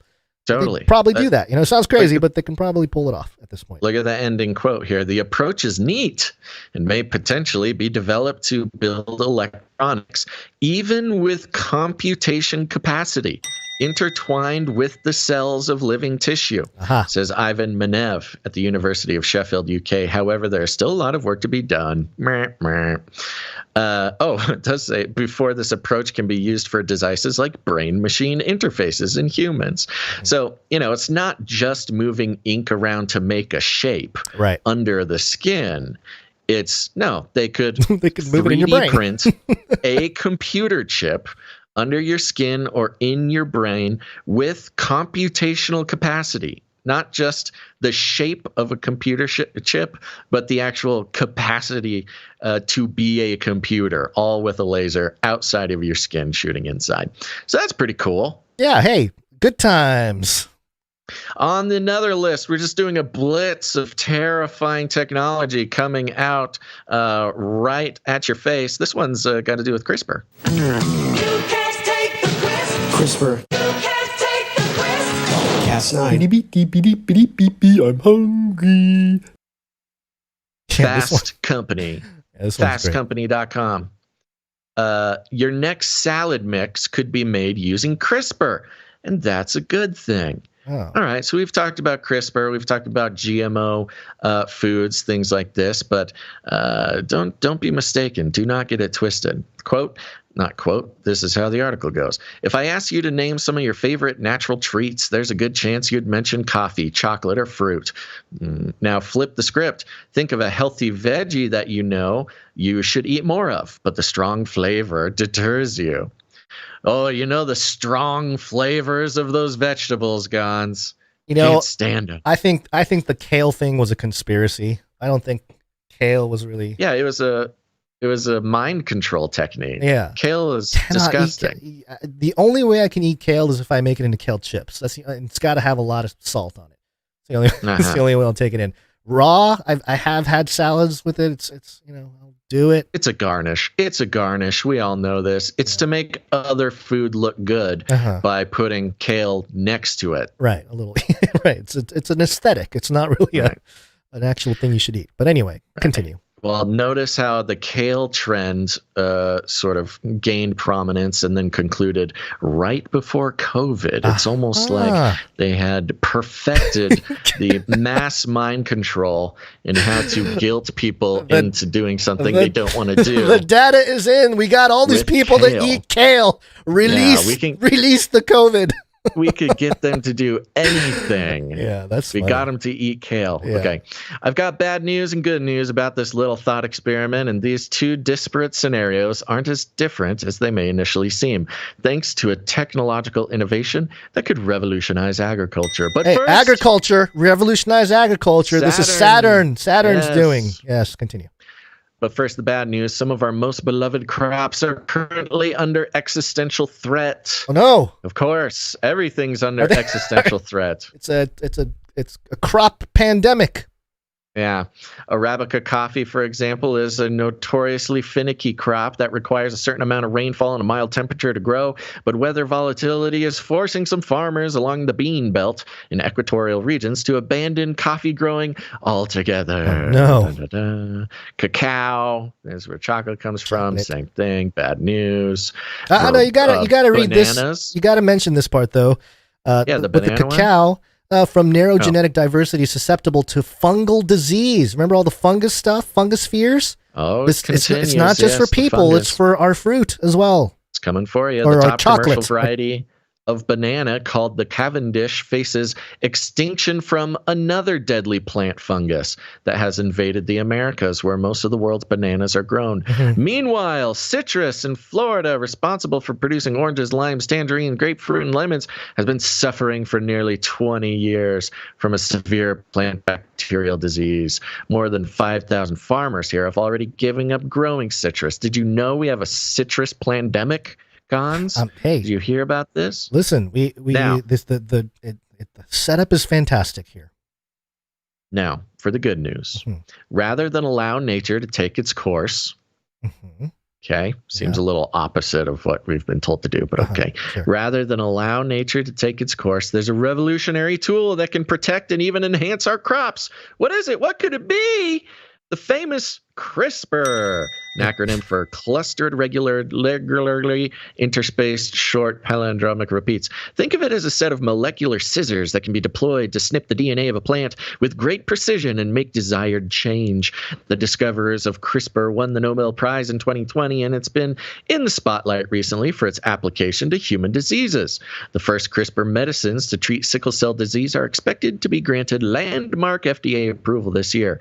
By contrast, comparatively few people are aware of its growing relevance to the agriculture sector. What would Saturn think, Fast Company? I think Saturn might be behind this. He might be into it, yeah. Unlike traditional crop breeding, where crossing varieties to yield desirable traits could take 7 to 10 years, gene editing can achieve new variations in a fraction of that time. And time is a luxury we don't have, John. Oh, we're going to time, die anyways. Interesting. Agriculture, the god of agriculture, and the god of time is a Kronos, also gosh. Saturn. So, yeah, it's all coming together here. It's all coming together, folks. Taking decades to introduce protective traits could be catastrophic to some crops. Scientists across academia and the industry have made critical improvements to crops using CRISPR. The biotech company Elo Life Systems, for example, is developing a fungus-resistant banana via gene editing. Resistance to disease has been reported using CRISPR and cacao, as well as staple crops ranging from rice and maize to potatoes and cassava. Oh, please, won't somebody save the cassava? Now, here's the part where they go full McDonald's on us. Yep. It can even be used to improve the flavor and nutritional profile of fruits and veggies. Recall those dark leafy greens we should all be eating more of? Kale. In fact, the first CRISPR produce is hitting the U.S. market this spring. Oh. A salad mix called Conscious Greens.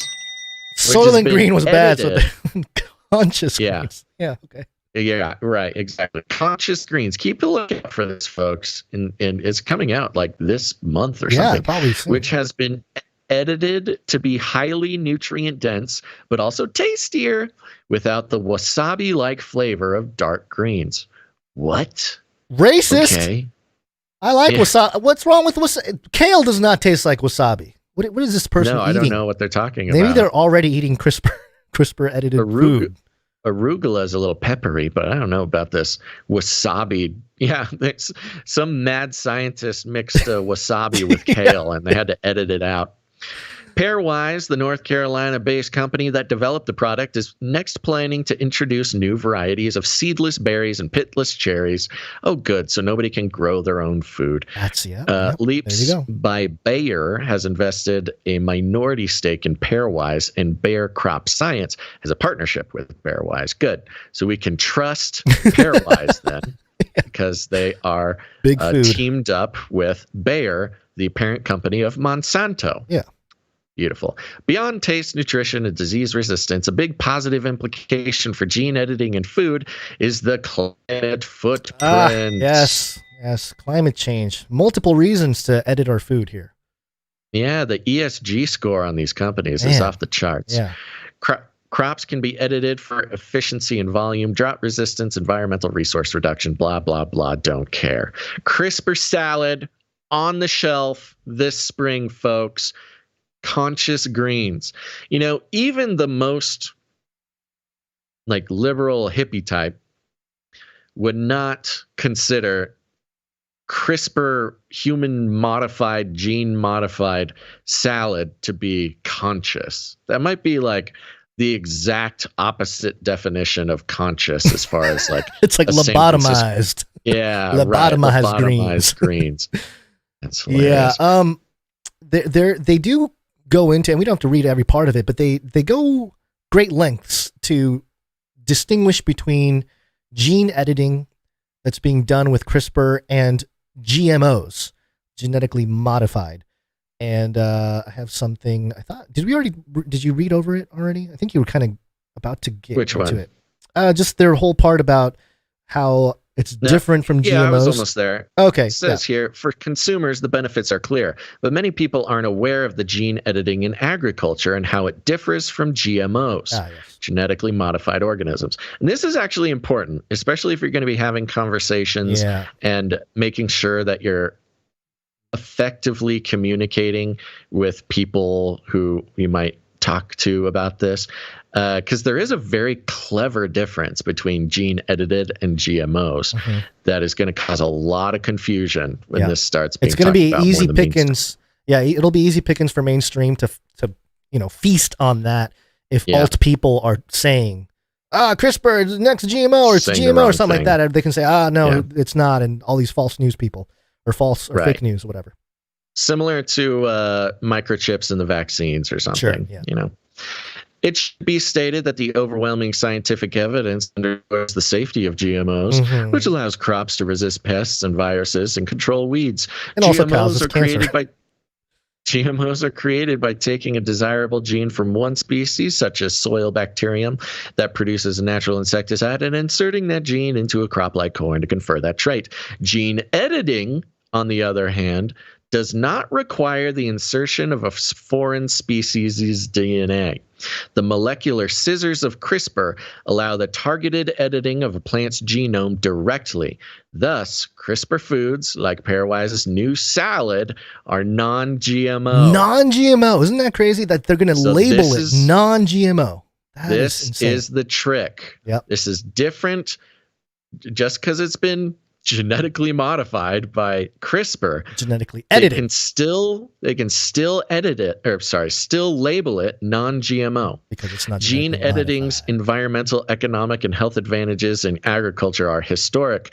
In the future, perhaps we'll see CRISPR crops that can grow in salt water, tolerate extreme flooding and droughts, and sequester more carbon in their roots. As we celebrate nature this Earth Day, Gons, we should also celebrate science for giving us the tools we need to safeguard and enhance its bounty.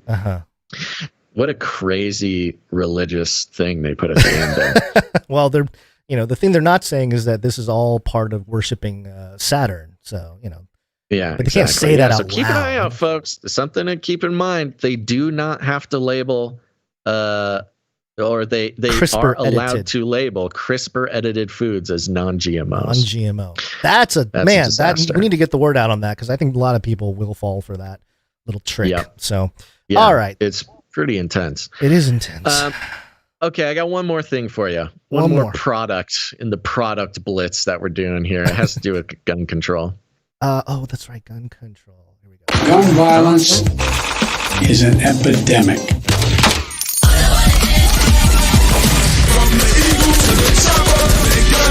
You think the deer are wearing Kevlar vests? Coming from Reuters, headline, Smart Gun operating on facial recognition goes on sale in U.S. On sale guns.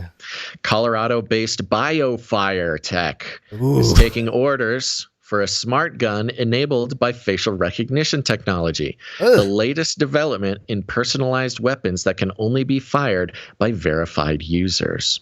But in a sign of the long, challenging road that smart guns have faced, a prototype twice failed to fire when demonstrated for Reuters this week. Company founder and chief executive Kai Klopfer said the software and electronics have been fully tested, and the failure was related to the mechanical gun, which was made from pre-production and prototype parts. At other times during the demonstration, the weapon fired successfully and the facial recognition technology appeared to function. BioFire's gun, now you might be asking, whose face exactly is getting recognized? I'm trying to understand if this is, hey, my gun, this is my face, I get to shoot the gun, or is it like targeting people and looking at their face and okay to kill or whatever, and then you can shoot them. What's the? That is a great question. They're not clear about it. BioFire's gun can also be enabled by a fingerprint reader, one of the several smart gun features designed to avoid accidental shootings by children, reduce suicides, protect police from gun grabs, or render lost and stolen guns useless. The first consumer-ready versions of the 9mm handgun could be shipped to customers who pre-ordered as soon as the fourth quarter of this year. Ooh, as soon as 8 months from now. That's great. Just in time for the 2024 elections, everybody. Let's get on, baby. Let's get our bioweapons ready to go. With the standard $1,499 model possibly available by the second quarter of 2024, BioFire said. That could make it the first commercially available smart gun in the U.S. since the Armatix briefly went on sale in 2014. At least two other American companies, Lodestar Works and Free State Firearms, are also attempting to get smart gun market. In a demonstration at BioFire headquarters in Broomfield, Colorado, Klupfer initially fired a round without issue and set the gun down. Then another man, an unauthorized user, tried to shoot, but was unable to because the gun did not recognize his face nor his fingerprint as the safety feature intended. So there you go. It reads your face. It's looking back up at you. Do you think this Klopfer fella, to make a very dramatic impact on this presentation, stood in front of the gun? It works so well that would be a very dramatic way to do it. That if you want to convince people, it would be a shoo-in for the Darwin Awards for stupidest ways to die. Yeah. Klupfer then came back to fire it again. It was at that point the gun unexpectedly went click on 2 occasions. Ooh. Though it did fire on subsequent trigger pulls, then another prototype was brought in, and that weapon functioned as planned. Many gun enthusiasts have become skeptical of smart gun technology. Oh, really? Yeah, have they? Concerned it will fail when a weapon is needed for self-defense at a moment's notice, or when the federal government presses a big red button and turns off everybody's guns. Use guns anymore. Yep. Yeah. That's what they want. Quote, I've not just built a product, but an entire company around how do we build an extremely reliable product that will always unlock for you anytime you need to pick it up and will never unlock when your kid finds it, Klupfer said. And that's the end of the article. Yeah, really. I love it because this is, as far as the media is concerned, this is a little temperature taking exercise because, of course, they don't want to be promoting guns. Right. Reuters can't be promoting the idea that guns are now safe, so you can take them home. Right. And it's funny because this gun is designed to facially recognize its owner, or else not fire. It creates a little wrinkle in the whole guns don't kill people, people kill people. Right. Or the opposite of that being get rid of all the guns and nobody will die. We're going to live forever. Right. There's a lot of interesting twists and turns that this facial recognition gun kind of brings up. But yeah, a little bit of a temperature taking exercise by Reuters here. Because on one hand, the anti-gun people should be ecstatic. Yeah, this should be something they love. It's smart technology. It's cutting edge. This is a compromise. Yeah. We're really looking at the compromise in the gun situation. Yeah. At least one attempt at a compromise. I don't think it solves all the problems, obviously, because what the left is afraid of is, okay, yes, you've got every gun owner registered. They all have facial recognition guns. Everybody's got it legally. There's not a single illegal gun ever.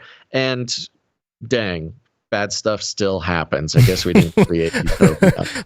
There's going to be more physical assaults, like hammers to the head to get the facial recognition to work, hands getting chopped off, stuff like that. The numbers already show this. That in the UK, when they got rid of guns, crime didn't go away. No. It's just knife homicides went up by 10,000% or something, which is kind of the conservative side of it. It's like, look, people are going to hurt people no matter what. It's a spiritual, psychological issue. But anyways, there you go. But yes, Reuters very, very carefully walking the line of advertising this gun, but also just looking for a reason to show that they're still, anti-gun or skeptical or something.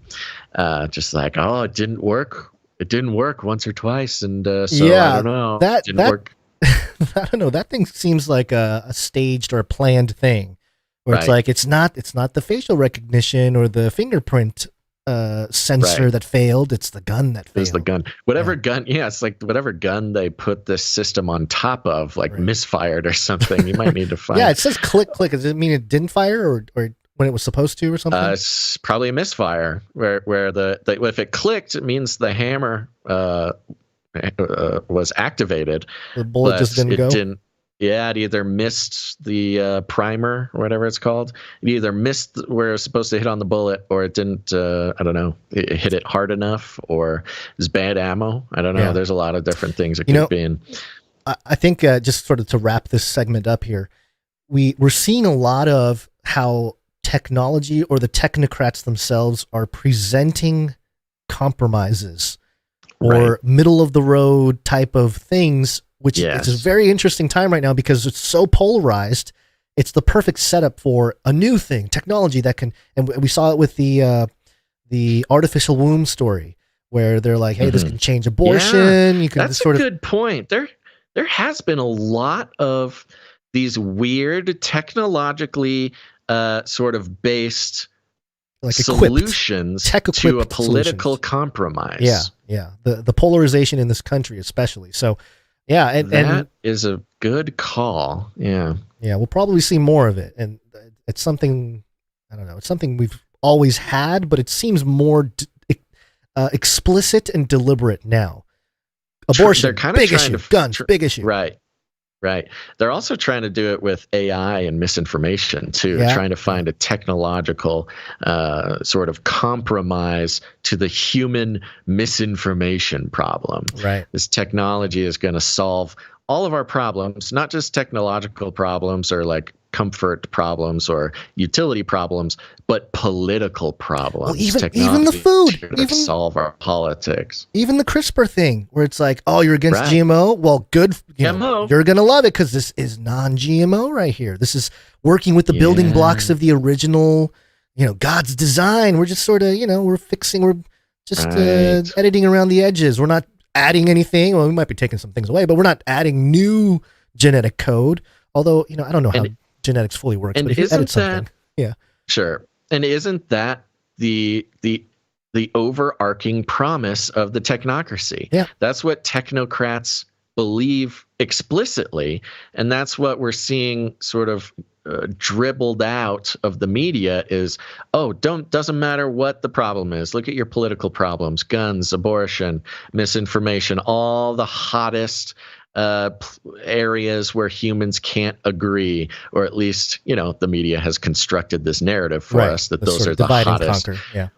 Divide and conquer things we cannot figure out. Oh, what's this? Technology steps in to save us from ourselves. Finally, you can be friends with your neighbors again. Finally, you can invite your mom back to Thanksgiving dinner because technology. Finally, you can own a gun. Pass it around. It's not going to accidentally go off. Leave it out. Yeah, leave it on the coffee table. Don't worry, your kids can't shoot it. Yeah, I think that is sort of the overarching trend we're seeing. And of course, I'm actually surprised. We should have spotted that sooner. So good call. Yeah. Okay. Speaking of which, let's thank some artists. Let's start off with something. Yeah, let's start with some audio producers. Yeah. Cool. Do it. Audio production.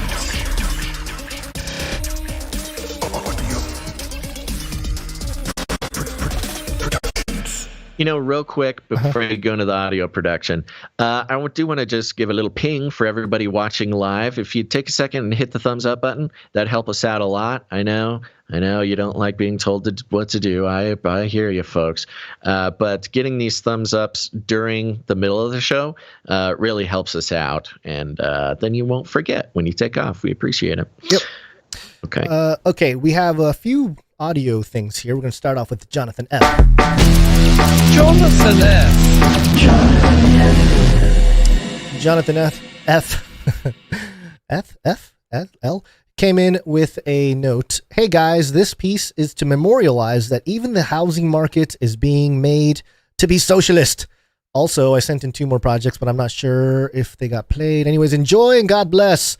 Here it is, the good to bad. The new federal housing rule mandates that homebuyers with good credit scores pay higher mortgage rates and higher fees to subsidize homebuyers with riskier credit ratings and lower down payments, giving the latter group better mortgage rates and lower fees. So, for example, if you have a good credit score of 680 or higher with a mortgage loan of $400,000, you will be charged about $40 more a month. And those who make high down payments of 15 to 20% will face the highest fees, and the additional fees go into effect on May 1st and only applies to Americans buying houses or refinancing after that date. It sounds a lot like socialism. Yeah, that's a crazy story. Thank you for that, Jonathan F. Yeah, finally a reason to have a lower credit score. You know, it's funny. I brought that up with the wife the other day, and I was like, hey, you know, because we always talk about credit scores, and you know, because we've always wanted to buy a house and stuff like that, so it's always part of a conversation that comes up. And I brought it up, and you know, she kind of had this puzzled look on her face, like, that's crazy. And my thing was like, my time has come. I finally, all the horrible decisions that I've made, it's justice, baby. But then I pulled up my score, and it was a little higher than I thought. So I was like, oh man, a little over 680. It's over 6. Yeah. So I was like, all right, that's well, your punishment. That's like, your punishment. I finally get it up, bills. and then time for Joe crazy. Justice to come in and fix everything, make everything equitable. And you know, the funny thing is, this is who does this benefit? This benefits the banks. That's all this benefits. Didn't they learn anything from the subprime mortgage issue from 2008? Yeah, they learned how to do it again. It's crazy to me. Not just do it again. Make the people who better. have it's worse, because it's not just the banks supporting, it's you. It's like people that have have been trying to play the game. So anyway, yeah. Thank you, Jonathan F, for summarizing that story in a 40-second jingle. Appreciate it. All right, we got something from Cool Runnings Mon as well. Said, hey dudes, Cool Runnings Mon here. Me and Senjus were doing comedic bits around the house, as we do, and arrived at doing the Kanye loving things about Hitler quote, replacing the words to that Cake song, short skirt, long jacket. To make it into a jingle real fast, I just found some MIDI files for it and put it through some VSTs and did a quick mix. I'm glad Cool Runnings Mon knows how to do this, because a lot of this stuff, we're going to be phased out by GPT type technology. All the creativity will be phased out. Hope y'all enjoy it and can use it whenever the NWO League brings him back on the field. Peace, brosifs. So here it is, 18 seconds, Cool Runnings Mon. There's a lot of things that I love about Hitler.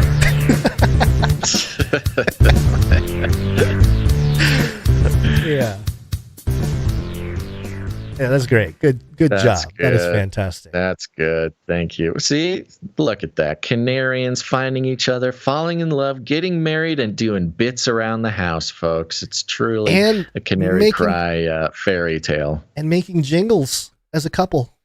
Exactly. That's the way to do it. All right, that's my next the way to do it. That's my next thing with my wife. I'm going to make a jingle. Making jingles. Yeah. Thank you very much, Cool Runnings Mon and Senjus. Appreciate you guys. We have another one from Modern Day Bible Study. This one, we're not going to play the whole thing. We'll play a few seconds here because it is longer. We'll play the whole thing at the end of the show, but it's another one of the messages here. Final first beat. Let's check it out here. Here we go.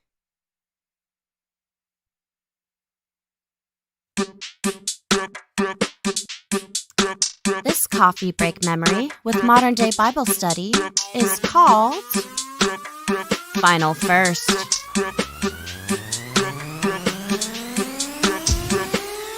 This is a very powerful message for you. Jesus is here. We must stand our ground and root in the foundation of our Savior. This is not a time of celebration. While still moving forward. Double-edged sword. Love it. We will be playing the rest of the whole thing at the end of the show for the Canary Cry mixtape. Thank you very much, Modern Day Bible Study. Yeah, stick around for that, folks. Hear the full message. Appreciate it. Yep, thank you. Let's do some art. Is that like a pirate thing? Art, please. Kick it off with Sir Dove, Knight of Respeltia.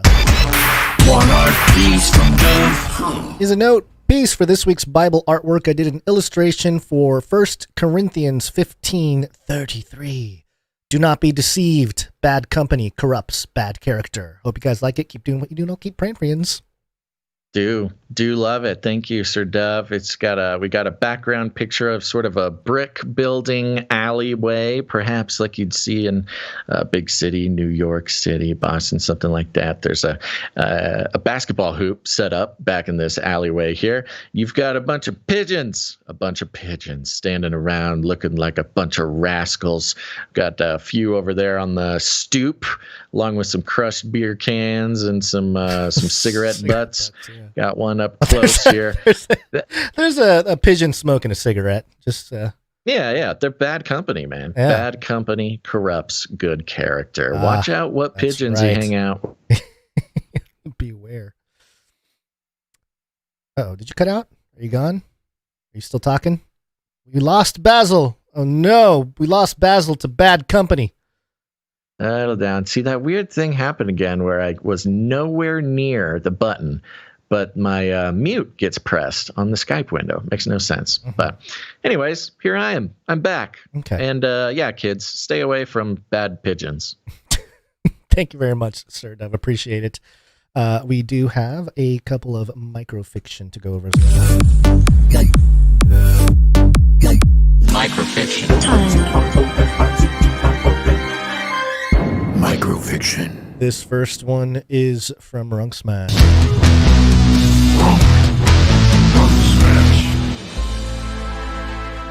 Hearing the commotion outside, Mike runs up the stairs to the street level.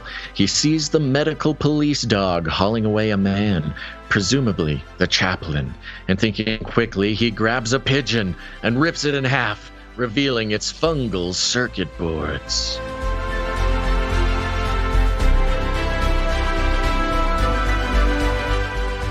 Whoa, was that coordinated with Dove? That's crazy. He brought it in. Runksmash brought it before the show. We had this in. So the fungal circuit boards, the pigeon with Sir Dove, that's crazy. That always happens with, especially Runksmash's microfictions here. He's just plugged in, man. Yep. He's plugged in. Yep. Thank you, Runksmash. All right, we got one more from Stefan S. Nigel, what's your take on Buy My Tech robot child deaths? Wait, hold on. What? Wrong accent. You got to read the note and do the accent again. Oh, I didn't have a note. Just look under the, yeah. There is a note that says accent. Okay, I see that. That's never happened before. I see it now. Yeah. Okay. Do it again. Here we go. Okay. Nigel, what's your take on Buy My Tech robot child deaths? Asks M. Sir, their computer glitches story is a cover-up. Both robots were part of the virtual reality project to control remote butlers from India, and it was the same chap.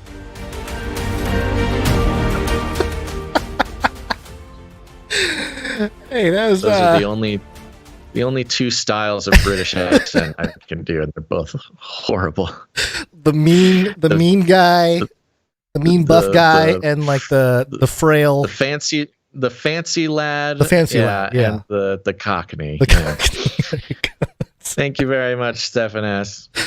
Hey, I gotta say, it takes a unique talent to be able to just throw stuff at you and be able to do certain accents. I certainly am horrible at accents, so I appreciate your ability to what can I say? Be worldly. So thank you So very much. nice. Thank you So to nice Stefan of you. S.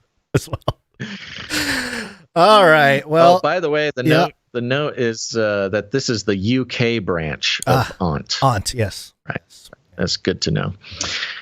Okay, sounds good. There you go. If you're a creative person of any kind, no matter what you do to express yourself creatively, go ahead and go over to canarycry.art. Yes, it's an address on the internet, canarycry.art, and you can fill out the form, upload your art there. Please do this as much as you can. If you are emailing us your stuff, there's a good chance we're going to miss it. Canarycry.art. And if you have an article you'd like us to take a look at for the show, go to canarycry.report and give it to us there. Again, the best way to do it. Let's see here. Is there anything to mention? I feel like there's one last thing I was supposed to mention, and I cannot remember it. Yeah, it's okay. So we'll just keep going. Let's do it. Let's talk about You don't know UFOs. what you're looking at. What's driving that thing? It's not a space alien. Aliens. It's unidentified. Aliens. Moo. Mm-hmm. We talked about the Saturn, god of Saturn, the hexagram, the Star of David, that has 6 points. And then now we have 6 cattle that died mysteriously in Texas. Had their tongues removed, authorities say. This is coming from NBC News, so mainstream media. The apparent mutilation was done with precision cuts, officials say. For those of you who may be new to kind of the fringier world, there's been something called cattle mutilations associated with the UFO abduction phenomena, where farmers and people that take care of cows come out and all of a sudden, their cows are dead. They have precise incisions in their bodies and organs missing, no blood, very common thing, no disturbance around the area of the bodies. Yeah, and, the cuts and the wounds are all cauterized. Yes. So, again, NBC News here. 6 cattle died mysteriously in Texas with their tongues removed. The hide around one side of their mouths gone, and no blood spilled, authorities said this week. The cause of death for these 6 animals was unknown, the Madison County Sheriff's Office said in a statement Wednesday. As of Friday, there had been no updates in the case, dispatcher said. There's never any updates on the cow mutilations. The cattle, give us some updates. Yeah, the cattle were found along Texas State Highway in 3 counties, Madison, Brazos, and Robertson, with each animal part of the different herd and in a different pasture, the sheriff's office said. 5 of the animals were adults, the sheriff's office said. 1 was a yearling. It wasn't immediately clear when they died. The sex of the animals wasn't disclosed. In 2 cases, the animals' genitalia and anuses had been removed with a circular cut that the sheriff's office said had been made with the, quote, same precision as the cuts noted around the jaw lines of each cow. Ew. Bizarre. Very bizarre. Investigators with the Madison County Sheriff's Office discovered 5 of the deaths after ranchers alerted authorities to a dead 6-year-old longhorn cross cow. The statement said the grass around the bodies of all 6 animals was undisturbed, with no signs of struggle and no footprints or tire tracks found. The sheriff's office said, because they're coming down in UFOs. Quote, ranchers also reported that no predators or birds would scavenge the area or the remains of the cow, leaving it to decay untouched for several weeks, the sheriff's office said. The sheriff's office noted that similar incidents had been reported across the U.S., and it was coordinating with other law enforcement agencies. In 2019, authorities in Oregon found 5 dead bulls that had their sex organs and tongues removed, the AP reported. The deaths prompted theories that included everything from carrion bugs to spaceships and cult killings, according to the AP. It wasn't clear if the deaths were solved. An FBI agent who investigated an earlier wave of mysterious cattle deaths on tribal lands told the Associated Press that there was no indication that anything other than common predators were behind the deaths. Oh, yeah, the FBI agent getting quoted at the very end saying, nothing to see here, folks. Move along, just predators. Yeah, totally normal. Just totally normal, your average crazy squirrel conspiracy theorist with a dagger, able to make precise incisions in cows. They have evolved. Yeah. Yeah, this has been interesting. This is something that we've, been exploring sort of on the periphery for the entire time with Canary Cry Radio since 2012. And who was it who presented the theory to us that the collection, because it's not always like sex organs and stuff like that. Sometimes there were precision laser cuts of organs like in the body, like a liver, right, or pancreas or something of the cow. Yeah, just a perfect whole cauterized organ gone. And who was it whose theory is that this is, like concocting together a meat suit for the demons kind of thing? That's right. How the grays that we think of aliens, the gray aliens, are not actually what they are. They're not aliens. They are meat suits that have been constructed by, interdimensional beings so that they can inhabit the meat suit. Right. They can inhabit the three-dimensional space. Yeah. Right. So they kind of need to build a little spaceship or a spacesuit. Right. And apparently, some cattle out in a field are an easy place to get some parts. That's what it seems like. Yeah. It might have been L.A. Marzulli who presented some of those ideas. That sounds right. Could be someone else. But I know L.A. has done quite a bit of research on the cow mutilation topic. And it's pretty gruesome. I mean, he shows pictures and everything in his presentation. And but it is strange, and all the same talking points brought up in this NBC News story as well. That, the body was undisturbed. There doesn't seem to be any footprints or car tracks. They almost specifically, if I recall, they always bring up the footprints and tire tracks as like there's none. It's a very specific thing they bring up in these stories. Maybe I will have to go back to some older ones to compare them, but right. It is interesting to consider what might be going on. I mean, we have penguin pie. I mean, can you imagine this beast, whoever, the lizard people or whoever is concocting? We have the penguin pineal glands. They have the various cow parts. What other animals have we seen get taken out? Or at least, I don't know. Humans, I guess. It's mostly cows. It is cows, huh? They like the cows and humans, penguins. Yeah. Penguin pineal glands, yeah. Oh, yeah, you're right. I don't know. Bats? Maybe. Well, yeah, sure. Bats or snakes, I guess, if you're talking COVID or whatever. But, yeah. I mean, I have no idea. Maybe it was Fauci. Gotta get the stuff for the next pandemic. He's probably... Get the cows. That's probably I need some not data. Too far off.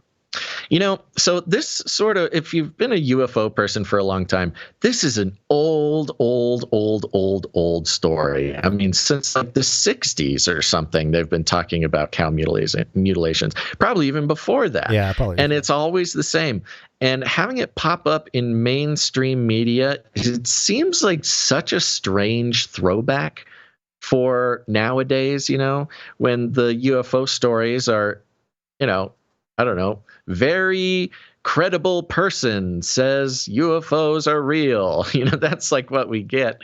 The Congress has created a special working group to tell the world about the UFOs. All the progress that the UFO disclosure thing has made, especially over the past couple of years, to still be just flippantly publishing the cow mutilation stories it just feels weird to me. I don't know exactly what it means, but it's a continuation of that aspect of the disclosure, but to be having it online on NBCnews.com, it makes me hope they're not moving backwards in the disclosure plans, Gons. No, I think this might have to do with the other direction, where it's like they're about to release, like laser tech for food processing. I mean, there's some history of that kind of technology already existing, but to have it become commercial, it'll be people like us putting a story like this next to another mainstream article talking about how lasers can not only precisely cut, but it can heat and it keeps everything clean. Change. And say climate, it's for climate justice and all that kind of stuff. So I see this as maybe, I don't know, it's meant for us to put together the dots as we when we see Or the laser other- tech and food processing come out. Maybe popping it back into the mainstream, preparing the way for something like, I don't know, placing this kind of old school UFO coverage next to the new sort of bureaucratic New World Order ufology in Congress. You know what I mean? Like somehow start connecting those two things, because they can't just surprise, make everything make sense. They do this over months or years in slow dribbles to connect. I think that's going to be kind of the next step. We'll keep a lookout for classic UFO stories like cow mutilation, but it'll be somehow start getting slowly intertwined with the congressional UFO report or the somehow step by step they're gonna have to merge these two storylines. A story that might, or an article that might be in relation to this. We had that DARPA story earlier about the sensors. You get some sensors out into some Texas fields over there. Oh, okay. Keep track of everything going on. Then we'll know what's happening. Tell us, DARPA's, tell us what is killing the cows. Bacteria. DARPA? Yeah, well, there's a good chance DARPA's the one killing these cows in the first place. That's true. Good call on that one. They might not give us that. Or just CRISPR, maybe just these cows were genetically modified. Nope, sorry. They're non-GMO. Yeah. But we did use CRISPR to make it so they didn't have tongues and or other needless body parts. Or we'll just it'll be the Chinese. We'll find out it's the Chinese, and then we'll sanction them and say, hey, if you guys going to take stuff from our cows, at least 3D print some stuff back in so that we don't notice. Cow or cow rectums, a delicacy somewhere that we don't where's know the 3D printer? Come on, put it to use. Possible. Don't leave any traces of your work, DARPA. All right. Put it to use, everybody. Yeah, they start having some like robotic prosthetic cow parts walking around in Texas. Yeah. All right, everybody. There you go. Thanks for listening to the show. Thanks for being here. We'll be back on Wednesday. You know it. You love it. And thank you to all of our producers coming in with their finances, coming in with their talent. Thank you to executive producer Morgan E. We got a few more people to thank, starting with our Clippies. Flippy on those videos. Thanks.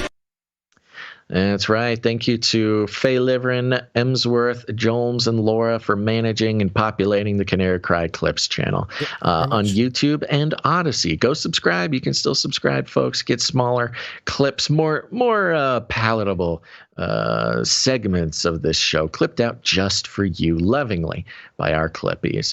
And that's only possible because of our wonderful time stampers. Timestamp. It's hard work. That's right. They're working hard over there at the Timestamp Factory. They watch the show live or go through it, and they are so meticulous and brilliant in their timestamping of the show. It goes into so much of our back-end processes, and we're very proud and grateful of them. Thank you to Jade Bouncerson for timestamping episode 615, 615. Appreciate that. Ratings and reviews, baby. Let's get them. That's right. Ratings and reviews on Apple Podcasts is super helpful to us. There's thousands of you out there just waiting for the perfect moment. You're waiting for the inspiration to leave us your rating and a review. It's super helpful. It's kind of like the thumbs up on the live stream platforms. It's not anything that we can actually help ourselves with. Gonz and I try our best to put as much of our own energy and wits into helping this show out. But sooner or later, we run into a wall where only you, dear producer, can help us out. And leaving ratings and reviews on Apple Podcasts is a great way to help us out. Kind of like Jonesy 76 from the United States, 5 stars, top-notch show. As we move into the apocalypse, you will need information about what's coming next. You need a news source that's not weighted with biased information. Basil and Gonz will lead you to a world you never knew but possible. Basil, a retired pinball wizard, and Gons, a semi-professional blues guitarist, will take you on a journey. You will meet, along the way, arm-wrestling robots, giant Nephilim penguins, Basil's AI girlfriend, Gavin Newsom, failed CNN news anchors, and much, much more. Think outside the cage. Thank you, Jonesy76. Okay, maybe that's the thing we need to convince people to leave ratings and reviews. We'll do like a blues thing with your leave poems, with and then we'll review. Yeah, we can do or just whatever. I mean, if you lay down a blues thing, and I'll just come in like the hidden blues genius that we all know I can be someday, and we'll do that. Let's try that. Thanks for the ratings and reviews, folks. Yep, thank you very much. Okay. Thank you to Jam for the links. Thank you to Clank for the reminders. Anybody send in articles you want to thank? No, we didn't actually get any newer articles today, I don't think. Zero. Okay. Yeah. All right. Well, remember, you can send us articles by going to canarycry.report. And most of all, thank you to you, dear listener, for being here, because if no one was listening, then would we even exist? Who knows? Great philosophical question. Sort of disappear if there's nobody here listening to us. And I know we're a weird, cute little show that sometimes doesn't make sense, and the range of topics that we bring up, I think I'd like to say are pretty unique compared to the grand scheme of the podcastosphere, and we couldn't do without you. So if you could share the show, share it with your friends, share it with your family, put it on your social media, or some people are a little different. They want to express how unique they are in the eyes of their Lord and Savior, and bring to this world only something that they can, using their unique gifts and talents in regards to how they can make the world a better place. And perhaps you can get your hands on some 3D printing technology, and instead of printing the mark of the beast deep under the skin of your compliant population in order to control their every move and thought for some sort of dark purpose, perhaps you could get your hands on some of these 3D printers and just 3D print the podcast right into our produce. That's what it is. See, we don't need podcasts. Podcasts on phones and on computers, that's so old school. Someday, far into the future, our children will think that we were barbaric savages for listening to podcasts on technology, when you're deep into the future in 2333, our great-great-great-grandchildren will be listening to their podcasts directly from their non-GMO, CRISPR-modified, 3D printed banana podcasts. Yes, any fruit you pick up in the cyber grocery store, if you hold it up to your ear gently and wait for the fruit to speak to you, you can, as your ear is pressed up against the side of that sweet, sweet melon, you'll hear Canary Cry Radio.com/support, and it'll be a brave new world indeed. But other than that, just share the show. If you need any more instructions, we like to call it rattling cages, and all you got to do is walk right up to him, grab him by the cage, and then you shake it. The end of the world occurred pretty much as we had predicted. I want to shake things up, stir up some controversy, rattle a few cages. Hey, stop that! You'll never silence me. I'm the last angry man, a crusader for the little guy. Leave the bird alone. Never. Rattle a few cages. Rattle a few cages. The human race has every opportunity to improve. And if they don't? Ask Noah. That's right, folks. Thank you so much for listening. Consider supporting the show in the many different ways there are to do that, but including the Canary Cry supply drop, so we can send you out your Age of Deceit DVDs. And make sure to hit that thumbs up button before you leave. Appreciate that. Gons, do you have any last words? When you guys wake up tomorrow and friend asks, how's your day going? You can say, going great, because it's DNA Day. Tesla coil patented. First silicon-based computer chip patented. Ooh. And Elon Musk buys Twitter. What, really? Big tech day tomorrow. I think it is an interesting coincidence that we had such a tech heavy episode today. Yeah, it all comes together, Basil. DNA Day. Comes together. DNA Day, folks. All right, everybody. Thanks for listening to this episode of Canary Cry News Talk. Make sure to tune in next time. But until then, think outside the cage. Woo.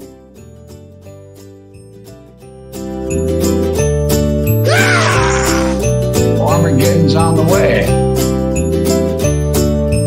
I'll keep you warm and safe in my people's zoo. We will hunt you down to make you pay.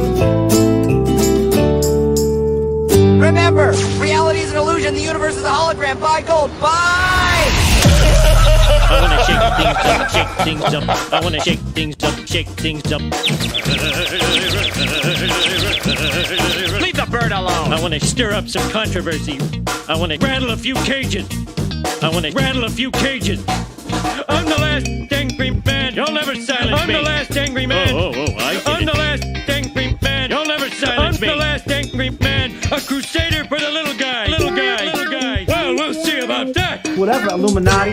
This coffee break memory with modern day Bible study is called Final First.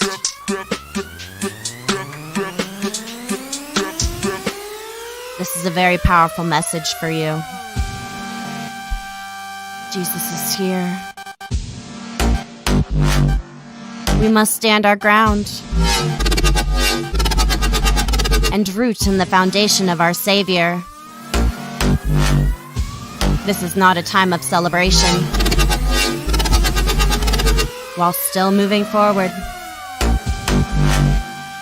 double-edged sword. Love and evil. Evil and love. You grow stronger when you allow love. You stay weak when you don't let love win. You stay weak when you allow evil. You grow stronger when you don't let evil win. Evil, DNA live. Love in reverse. Evil attacking from the back, and yet it reads live. And is DNA in reverse? Is it in our DNA to live with evil or love with evil in our way? Live with love to use that double-edged sword. You must be strong to wield it. But both sides cut deep. Oh, so deep. And if you don't practice the proper healing, it will consume you. Both love and evil. So love with evil in our way. You will be stronger if you don't allow evil to win.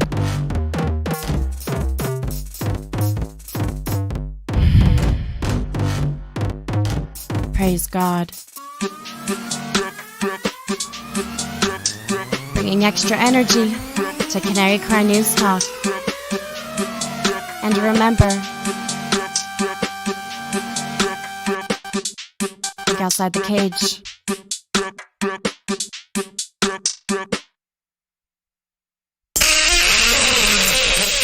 Oh no, the Canary Boys are on to me again. Let me call my lizard friends, and we will address this.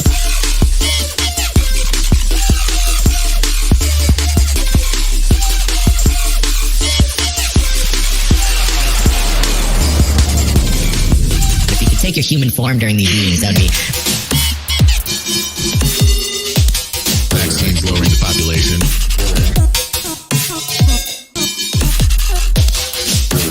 Oh, we got the microchip.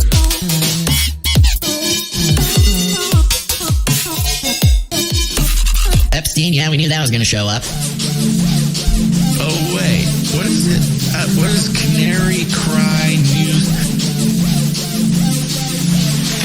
More. What is Canary Cry news? Vaccines lowering the population.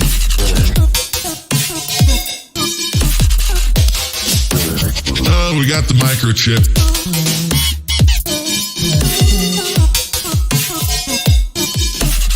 Can I tell you a sort of a twisted pleasure that I have? It's okay. No. Clearing out that lint trap. Clearing out that lint trap. Clearing out that lint trap. Clearing out that lint. Clearing out that lint trap. Clearing out that lint trap. Clearing out that lint trap. It takes time. A lint catcher. I love it, man. Hey, you gotta clean this out. It's like, a lint catcher. It's a great reset. A lint catcher. I love it, man. Hey, you gotta clean this out. A lint catcher. I love it, man. Yeah. I love peeling off that big old lint trap, rolling it into a ball, peeling off that big old lint trap. It's just like throwing it in the trash, really. Should I be saving this? No. You could knit it into a scarf or something? No. Surely. It's very soft. No. This would make really good fire starter. You are a weird prepper. Hoarder. Like a weird guy. Man. Weird prepper. Not normal, like a weird guy, man. Clearing out that lint trap. No. Clearing out that lint trap. Clearing out that lint trap. That lint trap. I know it's gross, folks. A lint catcher. I love it, man. Hey, you gotta clean this out. It's like, a lint catcher. It's a great reset. A lint catcher. I love it, man. Hey, you gotta clean this out. A lint catcher. I love it. Doesn't work. I'm constantly having to remind myself, wear a pink shirt for the show. Constantly having to remind myself, save the dryer lint, use it as fire starter, knit a scarf, save the dryer lint.